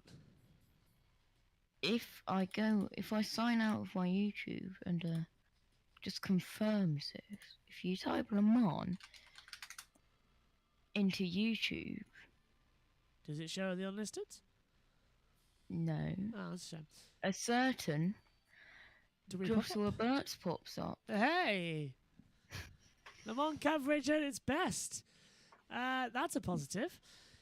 Good news then. That's good. And hopefully it'll pop up throughout the week, especially during the whole 24 hours. Now, the 24 hours, by the way. Le Mans, if you search Le Mans and filter live, you're fourth. That's good. I'll take that. We'll be live for the entire race as well, split up into 3 parts because it's 8 hours, 16 hours, 24 hours. So 3 8-hour shows, basically, all live due to the YouTube algorithm. Go on. Is weird on how YouTube live stream lengths work. Yeah, like we can do 24 hours, but it would take 3 weeks to save. Whereas if you do 8 hours, it won't take that long to save at all. So it's bizarre beyond belief. Pit road quick. Gone. They've taken the engine out. Side and the actual everything else has got, so they've removed the entire chassis. So my opinion. So Johnny, you got any update on that? I think what they were doing was stripping most of the bits out from the inside, and that car's gone away to be straightened. I think there will be a jig or a body shop somewhere around this area because they basically took all the suspension off it. It looked. At one stage, I thought it was actually a new shell, and then we realised it wasn't because we could see the scrutineering stickers on the car. But it looked. Yeah, so we'll double check with that because that was a scrutineering camera angle that we were worried about. Actually, I think in practice one of the cars didn't have the correct scrutineering sticker on the top of the roof, and it got held in for a 5-minute penalty, if I'm remembering correctly, due to that error. So. It is a costly error. Speaking of costly errors, just going off topic of Le Mans for the first time, Williams have been fined $250,000 euros as well for breaching the cost cap regulation rules. I'll think of last year. So that's a big slap on the wrist for this year as well. My understanding is that they will have it taken off their allowed balance for this season. As well, the 25,000 euros as well is a big bit of money as well to that team as well. It can mainly come off the salaries of the teams as well, so it's not nice. We'll talk more about that on Friday in the 2 practice sessions, which will be uninterrupted, I'm delighted to say, as well as practice 3. And then qualifying slightly different to what we're used to. The race will be massively different. There's no build-up to Azerbaijan. We're on here 15 minutes before the start, and we're off here as soon as the checker flag falls to get back to Le Mans. So the podium ceremony of Azerbaijan will be coming in the Grand Prix review, similar to what we did back in Bahrain. So that is a shame, but it's logical because when we go off here for F1 Azerbaijan, we'll have around about an hour to go of Le Mans. And, of course, we want to cover Le Mans. More than Formula 1 this time out. Because it's F1 that's encroached on the hypercar, on the Le Mans hypercar thing. Right, car in the pits as the number 8 changed over from Rio Hakkinen as well, I believe, now to Sebastian Buemi, who changes over now. Anyone else missing Kazuki Nakajima? I know I am. As Hakkinen gets out of there. And I believe Buemi does go in. Yes, he does, yeah. So Buemi goes in for the last 30 minutes of this 2-hour night session. And with Hakkinen as well being a rookie, at Le Mans, he had to do the scheduled 5 night laps, which he has now completed, I'm delighted to tell you. After previous, there's the 8 on the side there. 35 minutes to go. It's flying by. Hour 25 done already. It is flying by. Class leaders, the 708 Glickenhaus, the 31 out there as well. For the, 31 for WRT, being the surprise this year. Everyone was expected the United Autosports USA to be quite far up there, as well as the Richard Mille Racing Team, or Richard Mille Racing Team, to give it the full French twist as well. And nothing from Ligier at the moment, as well as Radio Lopez. This is the first lap. I managed to do with a full push. It's not too bad, but yeah, it's on the limit of the front. The front is the main problem. So these are conditions that any of them have driven in so far. They had a very warm day on the daytime running. Anthony Davidson not knowing when to be quiet over team radio is a flex that constantly happens as well. As actually, it's difficult for us not to talk over team radio, isn't it, Josh? Because we can barely hear it sometimes. So I believe that's a little bit more forgiven than it normally would be, as they circulate still. Toyota, Sebastian Buemi still now on his out lap as he's oranged out on the timing screens. As you can see, okay, 33 minutes to go, 20 to 11. It's 20 to 12. It's 20. It's what was it? 11:26 over in France. As they come ready for it as well. The night sessions always like to go till midnight, so that they can ring the bell for the end of the day, and the flag can go out. And usually it used to signal a cannon ended the day here as well, similar to what happened at the cannon opening the day for Indy 500. The cannon ends it here as well, or starts it here, I should say. Because depending on your viewpoint there, Josh, it's midnight, so either the cannon starts the day or it ends the day. It's a bit of a weird one, as we have got a yellow out on the circuit somewhere. You are so lucky. I've literally just put my headset on as soon as you said my name. I was on about, the cannon that used to finish the session here at midnight. It could either be it started the day or it finished the day. So it was a bit of a weird one. Because when is the official end of the day? Is it 23:59:59, or is it? It is, isn't it? That's the last second of the day. So really, it's not really a 24-hour race. This is it? It's a 23:59:59 race. So it's a bit confusing, but great day of racing as well. I think it used to be true. We used to have the entire F1 race in one season in this 24 hours, but now the season is so long that there's 24 races at 2 hours each. It's on about 44-hour season now compared to normal. But in times gone past, it used to be an entire F1 season in a day. As still don't know where this yellow flag is out on the circuit because we're not being told. As Lopez has changed over to Kamui Kobayashi. So the two top drivers in to finish off the day.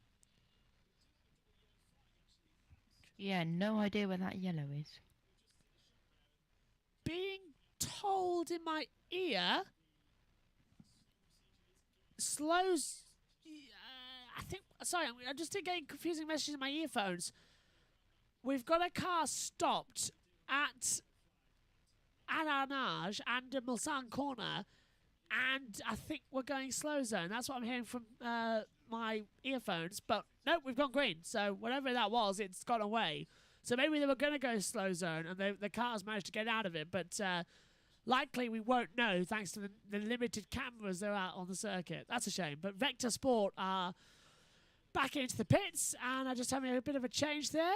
I always think these cars, especially, Josh, don't you think? They more look like space capsules, don't they, than Formula One cars? With the visor. They really do. Yeah, they're so cool. And they're tiny as well. They are so tiny as well. But yes, it's so much fun. Look at it. Look at that. Look at it. I love it. That's what I really enjoy. They're so low to the ground, so flat out. And this is an LMP2, but it's literally like you're in a space shuttle. It's brilliant. I would love to drive an LMP car. I really would. Whether it be LMP1 or LMP2, I don't care. Even LMP3. I would love to drive one of those cars to know that feeling. It must be amazing. Guess what, Jaws? What? There is simulators for that. Really? Where are these simulators? I would get in one of those simulators. I mean, I've done a couple of laps in a basic game simulator, which is a chair and monitor, but I haven't done a proper simulator. I'd love to.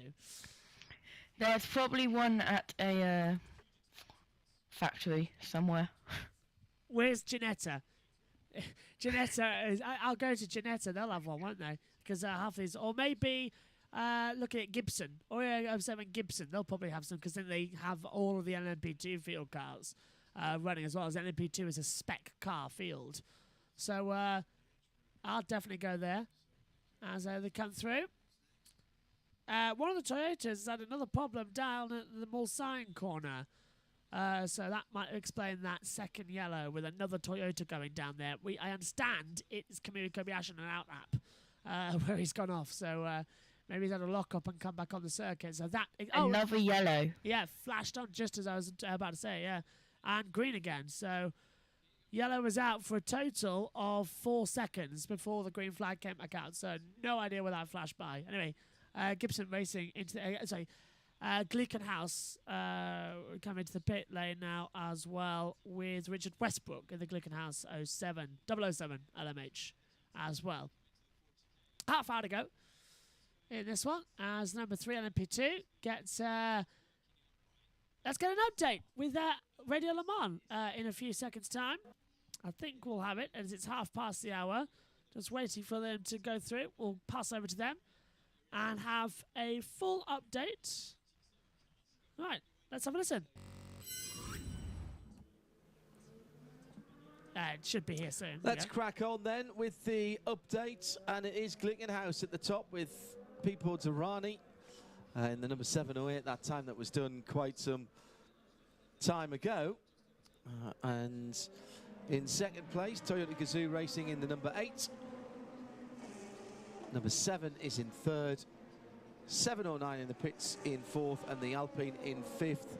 And they're separated by a tad under 4 seconds. Call it 3.5 actually, but just 3.5 tenths between the best of the hypercars and the best of the hypercar hybrids, being the Glickenhaus and the first of the Toyotas. LMP2 WRT is in the pits, the number 31 car, and they have a 2/10 of a second lead over United Autosports USA. That's the 22 car. The 37 Cool Racing Orica Ifeyer is in that car, former WRT driver.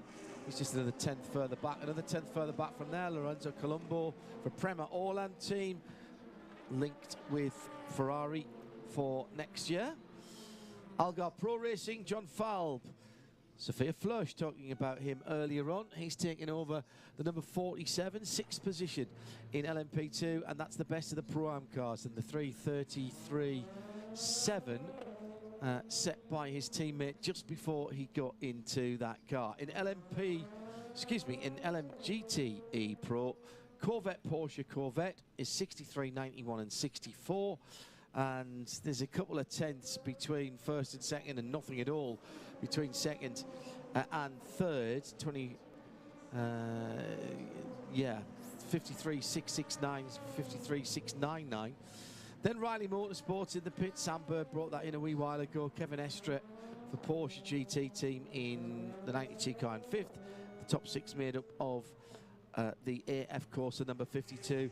James Collado was waved away from the 51 car not so very long ago, and he wasn't very happy because he'd taken his time to get himself dressed. In the AM class, it is Team Project One from the...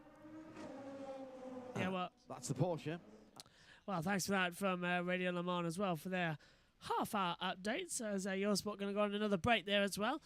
But a lot of action still circulating out here on the track as well. 25 minutes to go of this second practice, and the first one at night, which is always the entertaining factor as well, because everything looks so much better. A Le Mans night session is absolutely brilliant as well. It's always my favourite time of race day as well. You get, what was it, 8 hours or so in darkness, and it's the time where you're fighting your own fatigue as well. You feel really tired. By about 2 a.m., your head's on the desk a little bit. You want to go to sleep as well.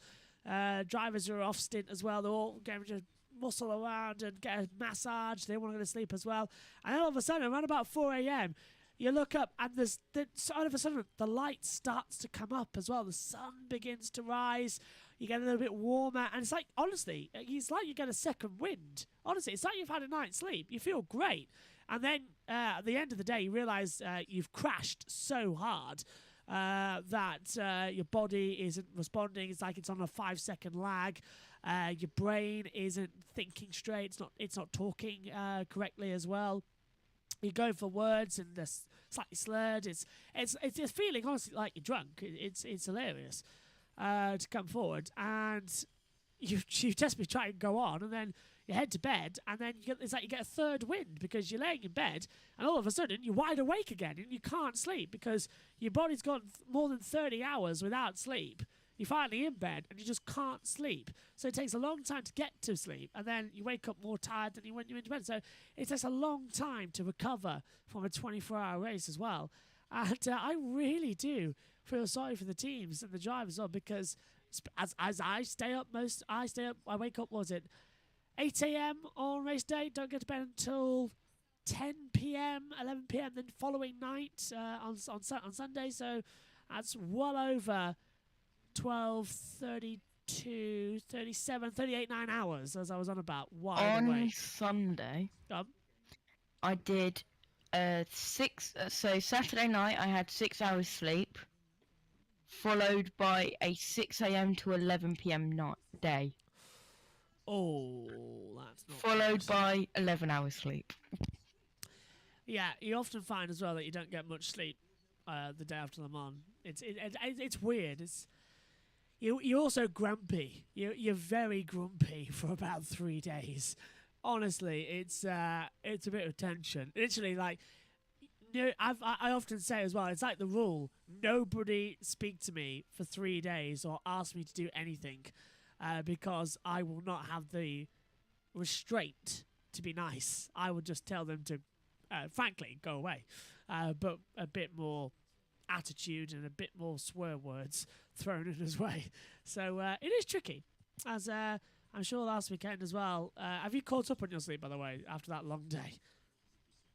Yes, after on Sunday night, 11 hours sleep, so yeah. Very nice. That's very much needed. I'll tell you what, though, leaving here, I've got to go watch Kenobi, but I'm going to have a very nice slice of cheesecake, and then I'm going straight to bed at about 11:45. And I will wake up again at 9:15 or 10:15, depending on how much sleep I need, because I like to store up on some ahead of Le Mans. And I do feel a bit knackered, actually. Straight after this, I'm going straight to sleep to get up at 8:30, ready for another long day. Oh, it's not nice, is it? Honestly, it really isn't, but I'm getting so used to it now. Yeah, we need an extra couple of hours in the day just for sleep. Honestly, I think if we had a 26-hour day, humanity would be a lot nicer to each other. I honestly do, because who was grumpy when they get out of bed? Everybody. Add a couple more hours, just two more hours, and I guarantee you we'll have world peace in a year. I mean, we'll lose a bit of December, but everyone hates December anyway. In fact, I think we might lose December entirely if we had that 2 hours added on to every day. I wonder what the months would be like. I don't know, but who came up with 24 hours anyway? At the time, calendars and all that lot. And we're getting very deep and we're getting into ethical debate here with 20 minutes to go this session. Welcome to late night discussions. We're almost as bad as the Eurosport commentators last year getting into these type of discussions. But there's nothing happening on the track at the moment. Glickenhaus Racing 708 changed over as well. Romain Dumas goes out, as well as Delaney, and Oliver Pla gets in there as well. Sabres pit road. From what I can see, and I'm looking forest of legs and arms. It looks like maybe a bottom wishbone failure. They're just disconnecting the upright on the right-hand side. The top end of the suspension looks absolutely fine. The steering link looks like it's attached. So I think it's the bottom wishbone where it attaches to the bottom of the upright is where the failure is. The brake vent has come off in the subsequent breakage, but I'll tell you what, Fabio Scherer, we heard him describe what happened, and he's done a phenomenal job of bringing that car to a halt without, for instance, you would imagine the right-hand side of the nose section, the bottom, the splitter would potentially be damaged off coming into contact with the ground, but it's not. He's done a great job in getting it back, and I would imagine this car easily fixed. Down with the 93 that's now reappeared, or has it? This is obviously the car which Michael Fassbender. Oh, sorry, the 93 was the car which Michael Fassbender crashed a few hours ago. Let me just say, this isn't that car. This is a brand new chassis. This is a brand new car. Unless it's had the greatest valet ever, this is brand spanking new machine. It's got an engine in it, which I think they're going to take that engine out and put the race engine they've had before in. But this is as new can be. There's not a single thing that looks old. It's got all the stickers on it. Like the inner wheel arches are pristine in that lovely kind of green-hued carbon fibre. Does it have that new car smell? Well, hang on a second. I'll have to go to the passenger side. Do the sniff test. I'll give it a quick sniff on the inside. There are a number of mechanics who haven't heard the concept of a pit reporter sniffing their car. Let me have a look. Yeah, it's new. It's very nice. Weirdly, it's got one of those little tree triangles in there as well for some reason. Yeah, very nice. Yeah, someone's found a new one. Now, see that drab green, isn't it? That's the standard colour which racing Porsches come in. Now, whether they found it out the back of the Porsche Experience, or whether Proton Competition are so lucky enough to have some spares, which is possible how many cars they got, that is a brand spanker that has been wheeled out, and the engine will get changed, and that'll be absolutely fine for, is it 3 o'clock tomorrow, the next session? Yeah, 2 o'clock British Summer Time if you're interested. But yeah, 3 o'clock tomorrow Central European Time is the next session. Synthol's joined us on the YouTube chat. Hello, Synthol. Happy birthday, by the way, Synthol. Hope you've had a fantastic day as well. And we'll see you this weekend for Formula 2 and a bit of Formula 1, hopefully, as well, which is great to see.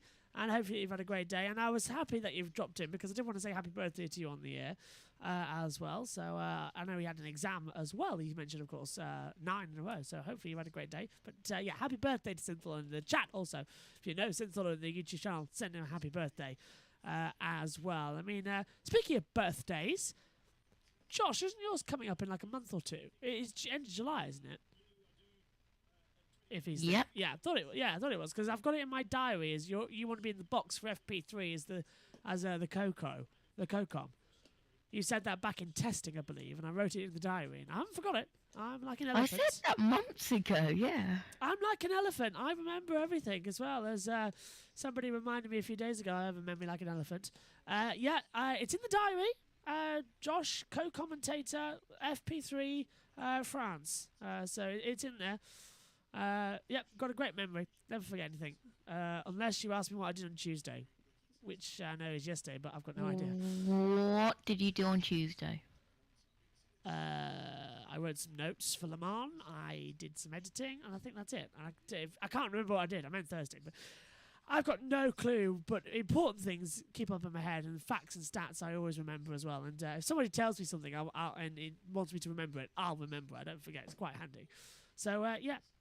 So Saturday, practice 3, France as well. I know you want to be in the box, so I'll get that all sorted. What time is that? Is that like? I should double check for you because he got announced this morning. So go on the F1 app as well. Presumably it'll be like 11 o'clock when it's usually around about 11, isn't it? Yeah. These days. That's France, normally the European time. Maybe 1. 12 o'clock is 12 till 1 is practice 3 according to my monitor now. Awesome. Yeah, there you go. See, I know, I remember it as well as they come in. Now, we've got 15 minutes left of this session, and the cars are going to head back out there, as many as possible, to do what they call the glory runs, which is basically they want to be up there, setting some fast times on the night session so that they get on the front pages and in the Le Mans section of the local Telegraph. And that's honestly true. The local paper runs the Le Mans features who's on pole position. So they want to be up there getting ready as the mechanics down there getting ready. As don't need to move. I mean, you just embarrass yourself a bit more, but give us a wave. Ha ha ha! Did you see that? The mechanic got up, put some gloves on because their car's going down the pit lane, and they realised that there was a camera watching them. And the look on the face there was utter despair. That was brilliant. Smile, you're on telly as well. Not bad at all. As out the pit lane comes the 22 car with Philip Hansen at the wheel as well of the United Autosports USA, which is currently second fastest in the LMP2 category as well. Alpine really off the pace here, which is away. Fifth fastest, really struggling out there at the moment. I've got more headaches coming in as well. Are we going down pit road? Duncan, I think Duncan's going to the pits. Yeah, we were thrown to the pit lane to listen to Duncan on the world feed, but he's disappeared because his mic's died. So that's not good. Alex Brundle, I think, is going back out on the circuit. We know he was in earlier on, but he's going to have yet another go in a few seconds' time. As into the pit lane comes the 64 Corvette. Gorgeous. Alex Brundle has changed and is now in the car and has left the pit. Fab. So he came back in, changed again, got him back out, as he was in like an hour ago, wasn't he? What do you think of the Corvette? I thought it looked great. Megan likes it. What do you think of that Corvette 64 coming into the pits now? Looks pretty good. It's my favourite to win.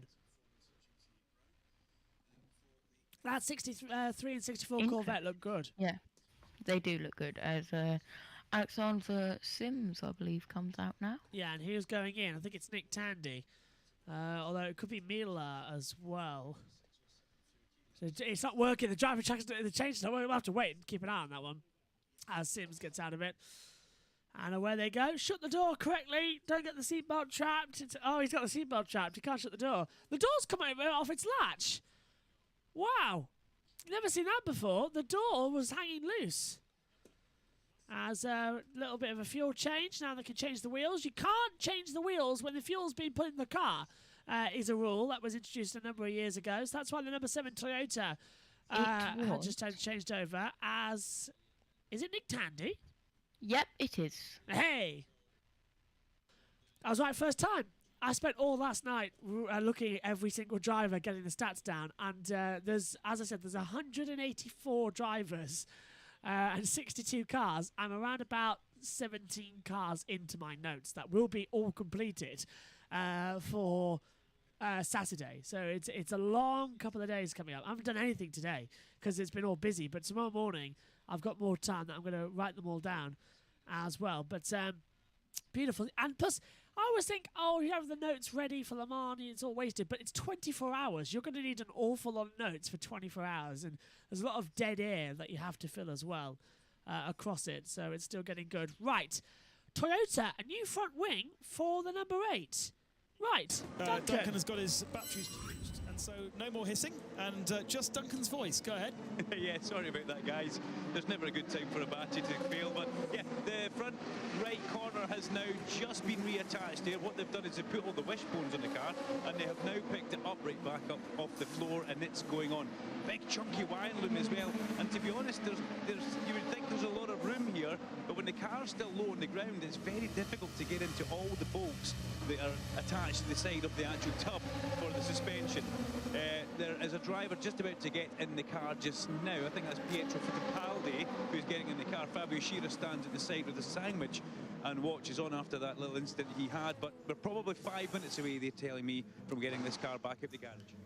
That should give them an opportunity for at least a couple of laps at the end of this session. Yeah, will be the aim, isn't it? To get it, absolutely, to just get a shakedown so that they know that the next time they go out, it's all good to go. Quite right to any. Yeah, if you're wondering who that is, that's the LMP2 Algarve Pro Racing, the 45 car that punctured the tub earlier on in practice 1, and that's why it's had limited running across qualifying and this session. So it's lost, I think, in total, because it came out with 6 minutes to go, it's lost a total of 3 hours running, which is half of what we've had today. So that's an awful long time to lose the times as they swing through. On board with the 22 United Autosports, who is second in the class, and pit road again. Okay. 112 the car, haven't you? Why are you constantly changing the nose of the cars? It's Toyota. We changed the nose because we have had a contact with the curb. We have had a slight damage on the curb. So is that something to learn from? Do you now need to modify the front of the car for the race now, or just to get drivers to stay off the curbs? It was just replacing the front which was damaged. Where do you feel the car is now in comparison with the other hypercar challenges? I think obviously it's very close. As the lap time show, it's within a few tenths between Glickenhaus and us. Is it true that do you think that you are under more threat for the pole than you are for the race, though? Honestly, I don't know. We will see. Thanks, Pascal.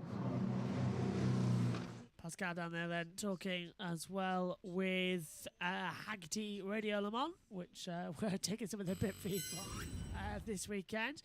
9 minutes to go. I'm feeling a bit cream cracker. I don't know about you, Josh. Are you about hanging in there ready for the end of this one? I am so ready for the end of free practice 2. I know. When you said do you want to come on, I was like, yeah, sure. And then I was like, yeah, you get locked in. Yeah, it's completely forgot it was an hour and 45 minutes left, and it would have ended at 11 p.m. Yeah. Anyway. Well, I'll see you through to the end. So, not going to ask you on this time tomorrow, don't worry. As well, Megan will be back with me tomorrow. Literally, if you even have to tie her to the commentary box chair, she'll be back in for this one. New fastest time for the 39th overall in class. The Team Project 1 has gone fastest in LMGTE AM as well, and it's with Mikkel Pearson, and it's a time of 3 minutes 55.629, which is quite good in the AM category as well, to go 39th on the screen. As I think we've come off pit road quite quickly there, because there's still people talking. I can hear in my ears, which is fun. But still, night practice more beautiful than ever here at Le Mans. One thing we don't have, and I've spent all day looking for and can't find anywhere, is a driver tracker. And that is because it's locked away on the app, literally behind a paywall, and it's $8.99. I'm not paying $8.99 for one weekend. So I pay $2.99 for the F1 driver tracker. I don't even need it half the time because we use a different driver tracker.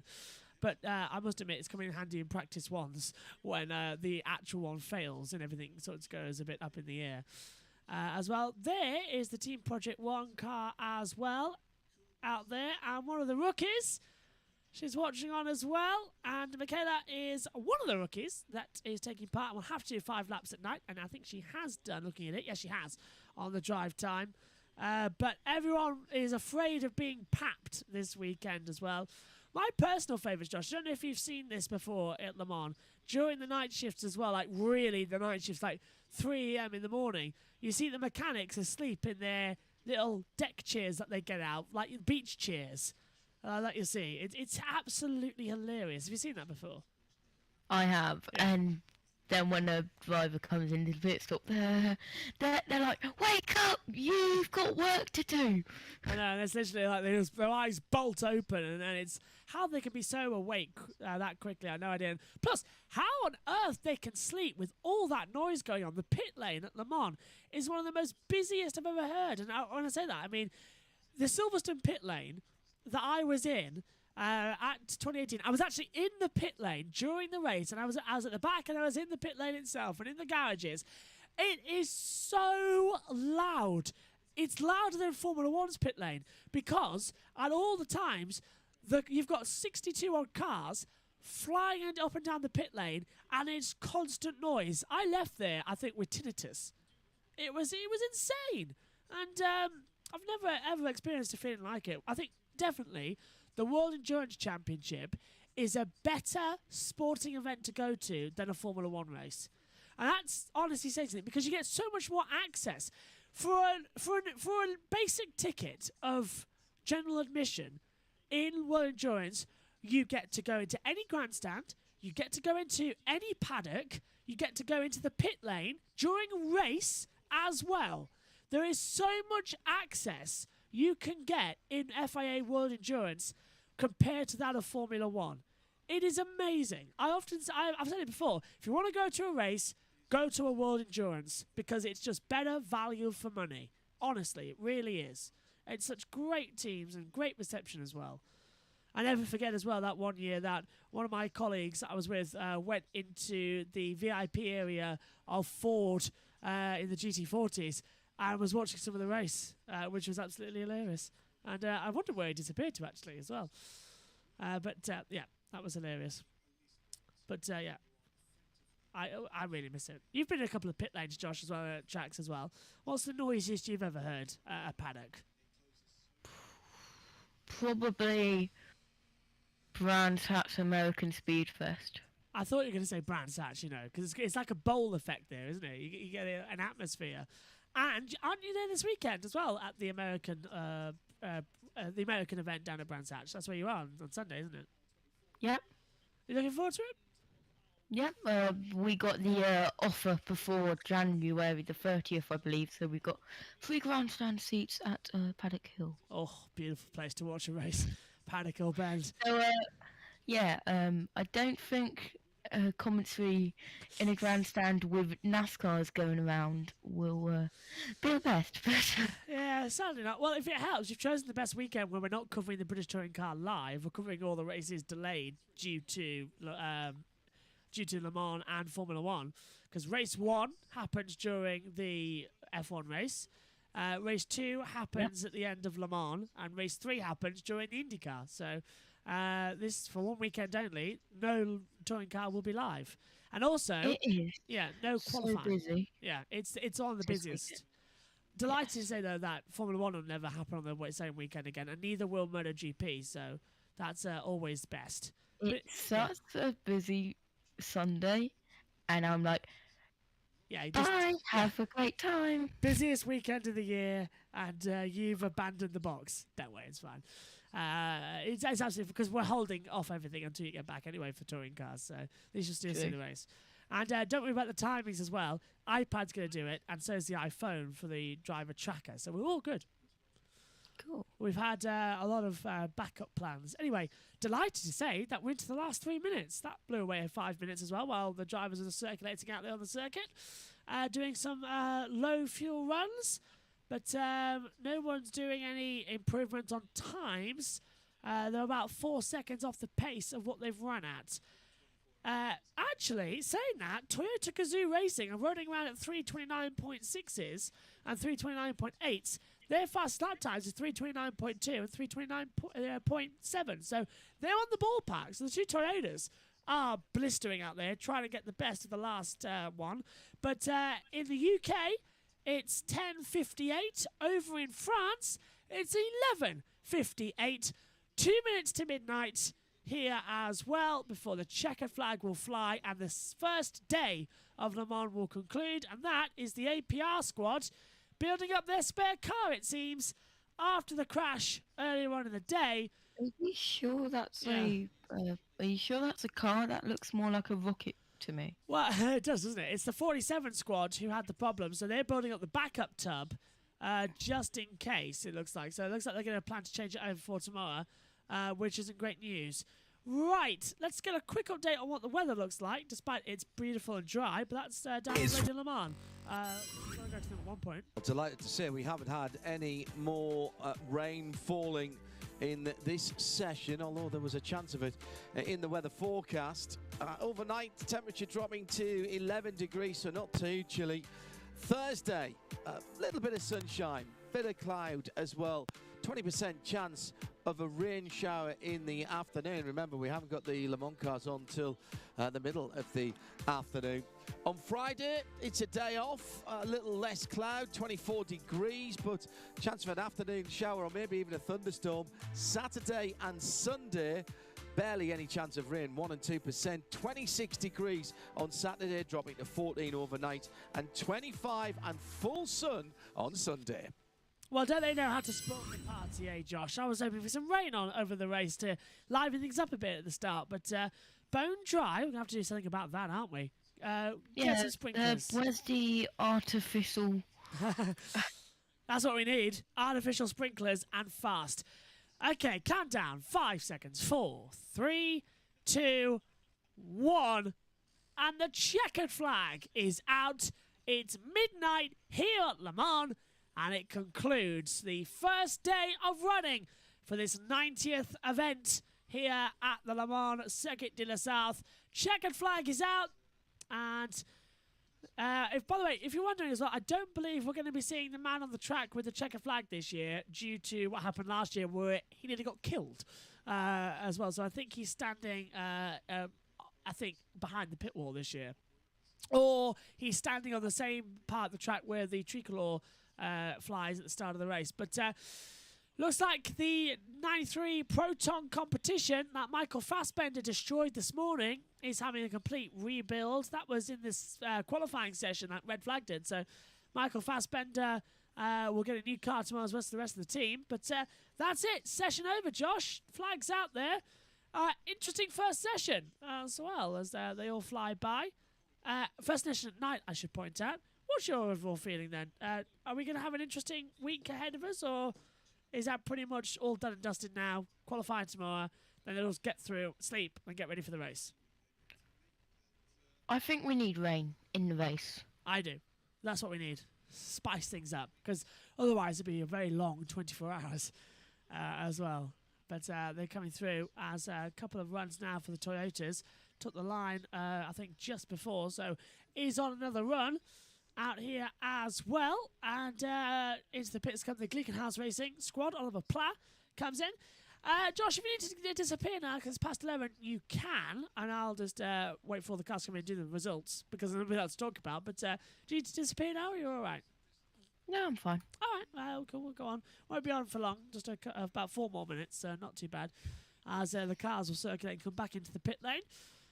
As well, we may as well go through the order actually as well, because nothing's going to change out there. LMP Hybrid as well. It is in the hypercar. Glickenhaus Racing has gone top here on a 3:28.9. But the Toyota Gazoo Racing, Kamui Kobayashi, has just gone second fastest, 3:29.164. So closed that gap down, which is very impressive. Toyota Gazoo Racing go third as well with the number 8 car. Glickenhaus Racing 709 fourth. Fifth hypercar is the Alpine Elf team as well, with Andre Negrão at the wheel. LMP2, Sean Galal at the top of the 31 WRT takes the top honours as well. Further down in LMA GTE Pro, the 63 Corvette's gone top with Antonio Garcia at the wheel on a 353.492. And in the LM GTE AM class, it's the number 46 Team Project 1. Mikael Pearson at the wheel, done a 3:55.629. Has gone fastest. Slowest times, well, the 45 Algarve Pro Racing never got out after a crash in practice 1. And the 93 Proton competition with Michael Fassbender never got out after a crash in qualifying. So the two that hit the wall hard, having complete car rebuilds, it seems, here today as well. But big improvements on the hypercar field and on the hypercar front as well. 51 Freya of Corsa got the top speed out there in GTE Pro, and which is good because something had an engine change this morning in the session as well to change things over. Okay, Josh, what do you make of Le Mans at night then for the first time in the comms box? What do you make of it? I saw the mechanic. Yeah, wavy mechanic there. Some of the night running last year and a couple of years ago. I just love Le Mans cars in the dark. I think we all do. Yeah, ditto. Absolutely. It's my favourite time of the race, honestly. Night racing, cars at night, at Le Mans. my favourite one. And I think the reason I fell in love with it as well, because 2004 was the first Le Mans I ever watched. It was because my dad, he was ill at the time. So in order to avoid getting my mum ill, he slept downstairs during the Le Mans 24 Hour. And he taped it during the night because he was watching it. So he taped some for me. And I woke up about 5 a.m. and Dad said to me, I've taped you something. It's a motor race that happens in France, in Le Mans. And explained to me, and he said, I thought you might like to see cars at night. Because, of course, in 2004, there wasn't a night race in Formula One. Le Mans was the only night race I'd ever known about. So seeing cars racing at night was completely alien to me. And it blew my mind completely. Watching the cars going around in the dark as well. I was hooked. 5 a.m. watching it, I was hooked. And ever since then, I've watched the Le Mans 24-hour race, and it's always one of my favourites. And night racing holds a special place in my heart. I think I might actually talk about that with Dad tomorrow, Ian Birch, when he's in the comms box for practice as well. But anyway, we're out of time. 5 minutes past the hour. We're out of time as the Corvette come into the pits, and all the cars do. My thanks to Josh Blaze for joining me in the box. Thanks, Josh. I'll see you throughout the week as well, as I nearly dropped my Pringles. Are you looking forward to this weekend then? Lots of action. I know you're going to be watching all the racing as well as being on the track, but motorsport feels like it's back fully now, doesn't it, after COVID? It's the first time I've sort of gone, wow, this is proper busy for the first time in a number of years. Do you get that feeling? Yeah, it really does feel like motorsports, but I will be ready for this weekend if I catch up with my sleep. Yes, you go to bed. I'm doing the same thing. I'm going to watch Kenobi and have some cheesecake. Anyway, my thanks to all of you for watching as well. Free Practice 3 underway tomorrow at 2 o'clock British Summer Time.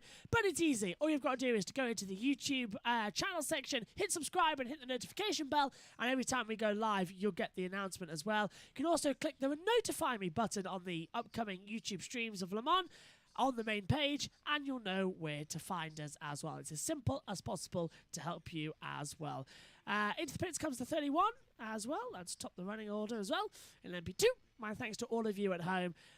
First day done then. Past midnight in France. 6 hours of running. 2 practice sessions and a qualifying. Tomorrow, though, we decide who starts on pole position for the 90th running of the 24 Hours of Le Mans. My thanks to all of you for watching. We'll see you tomorrow. Bye for now.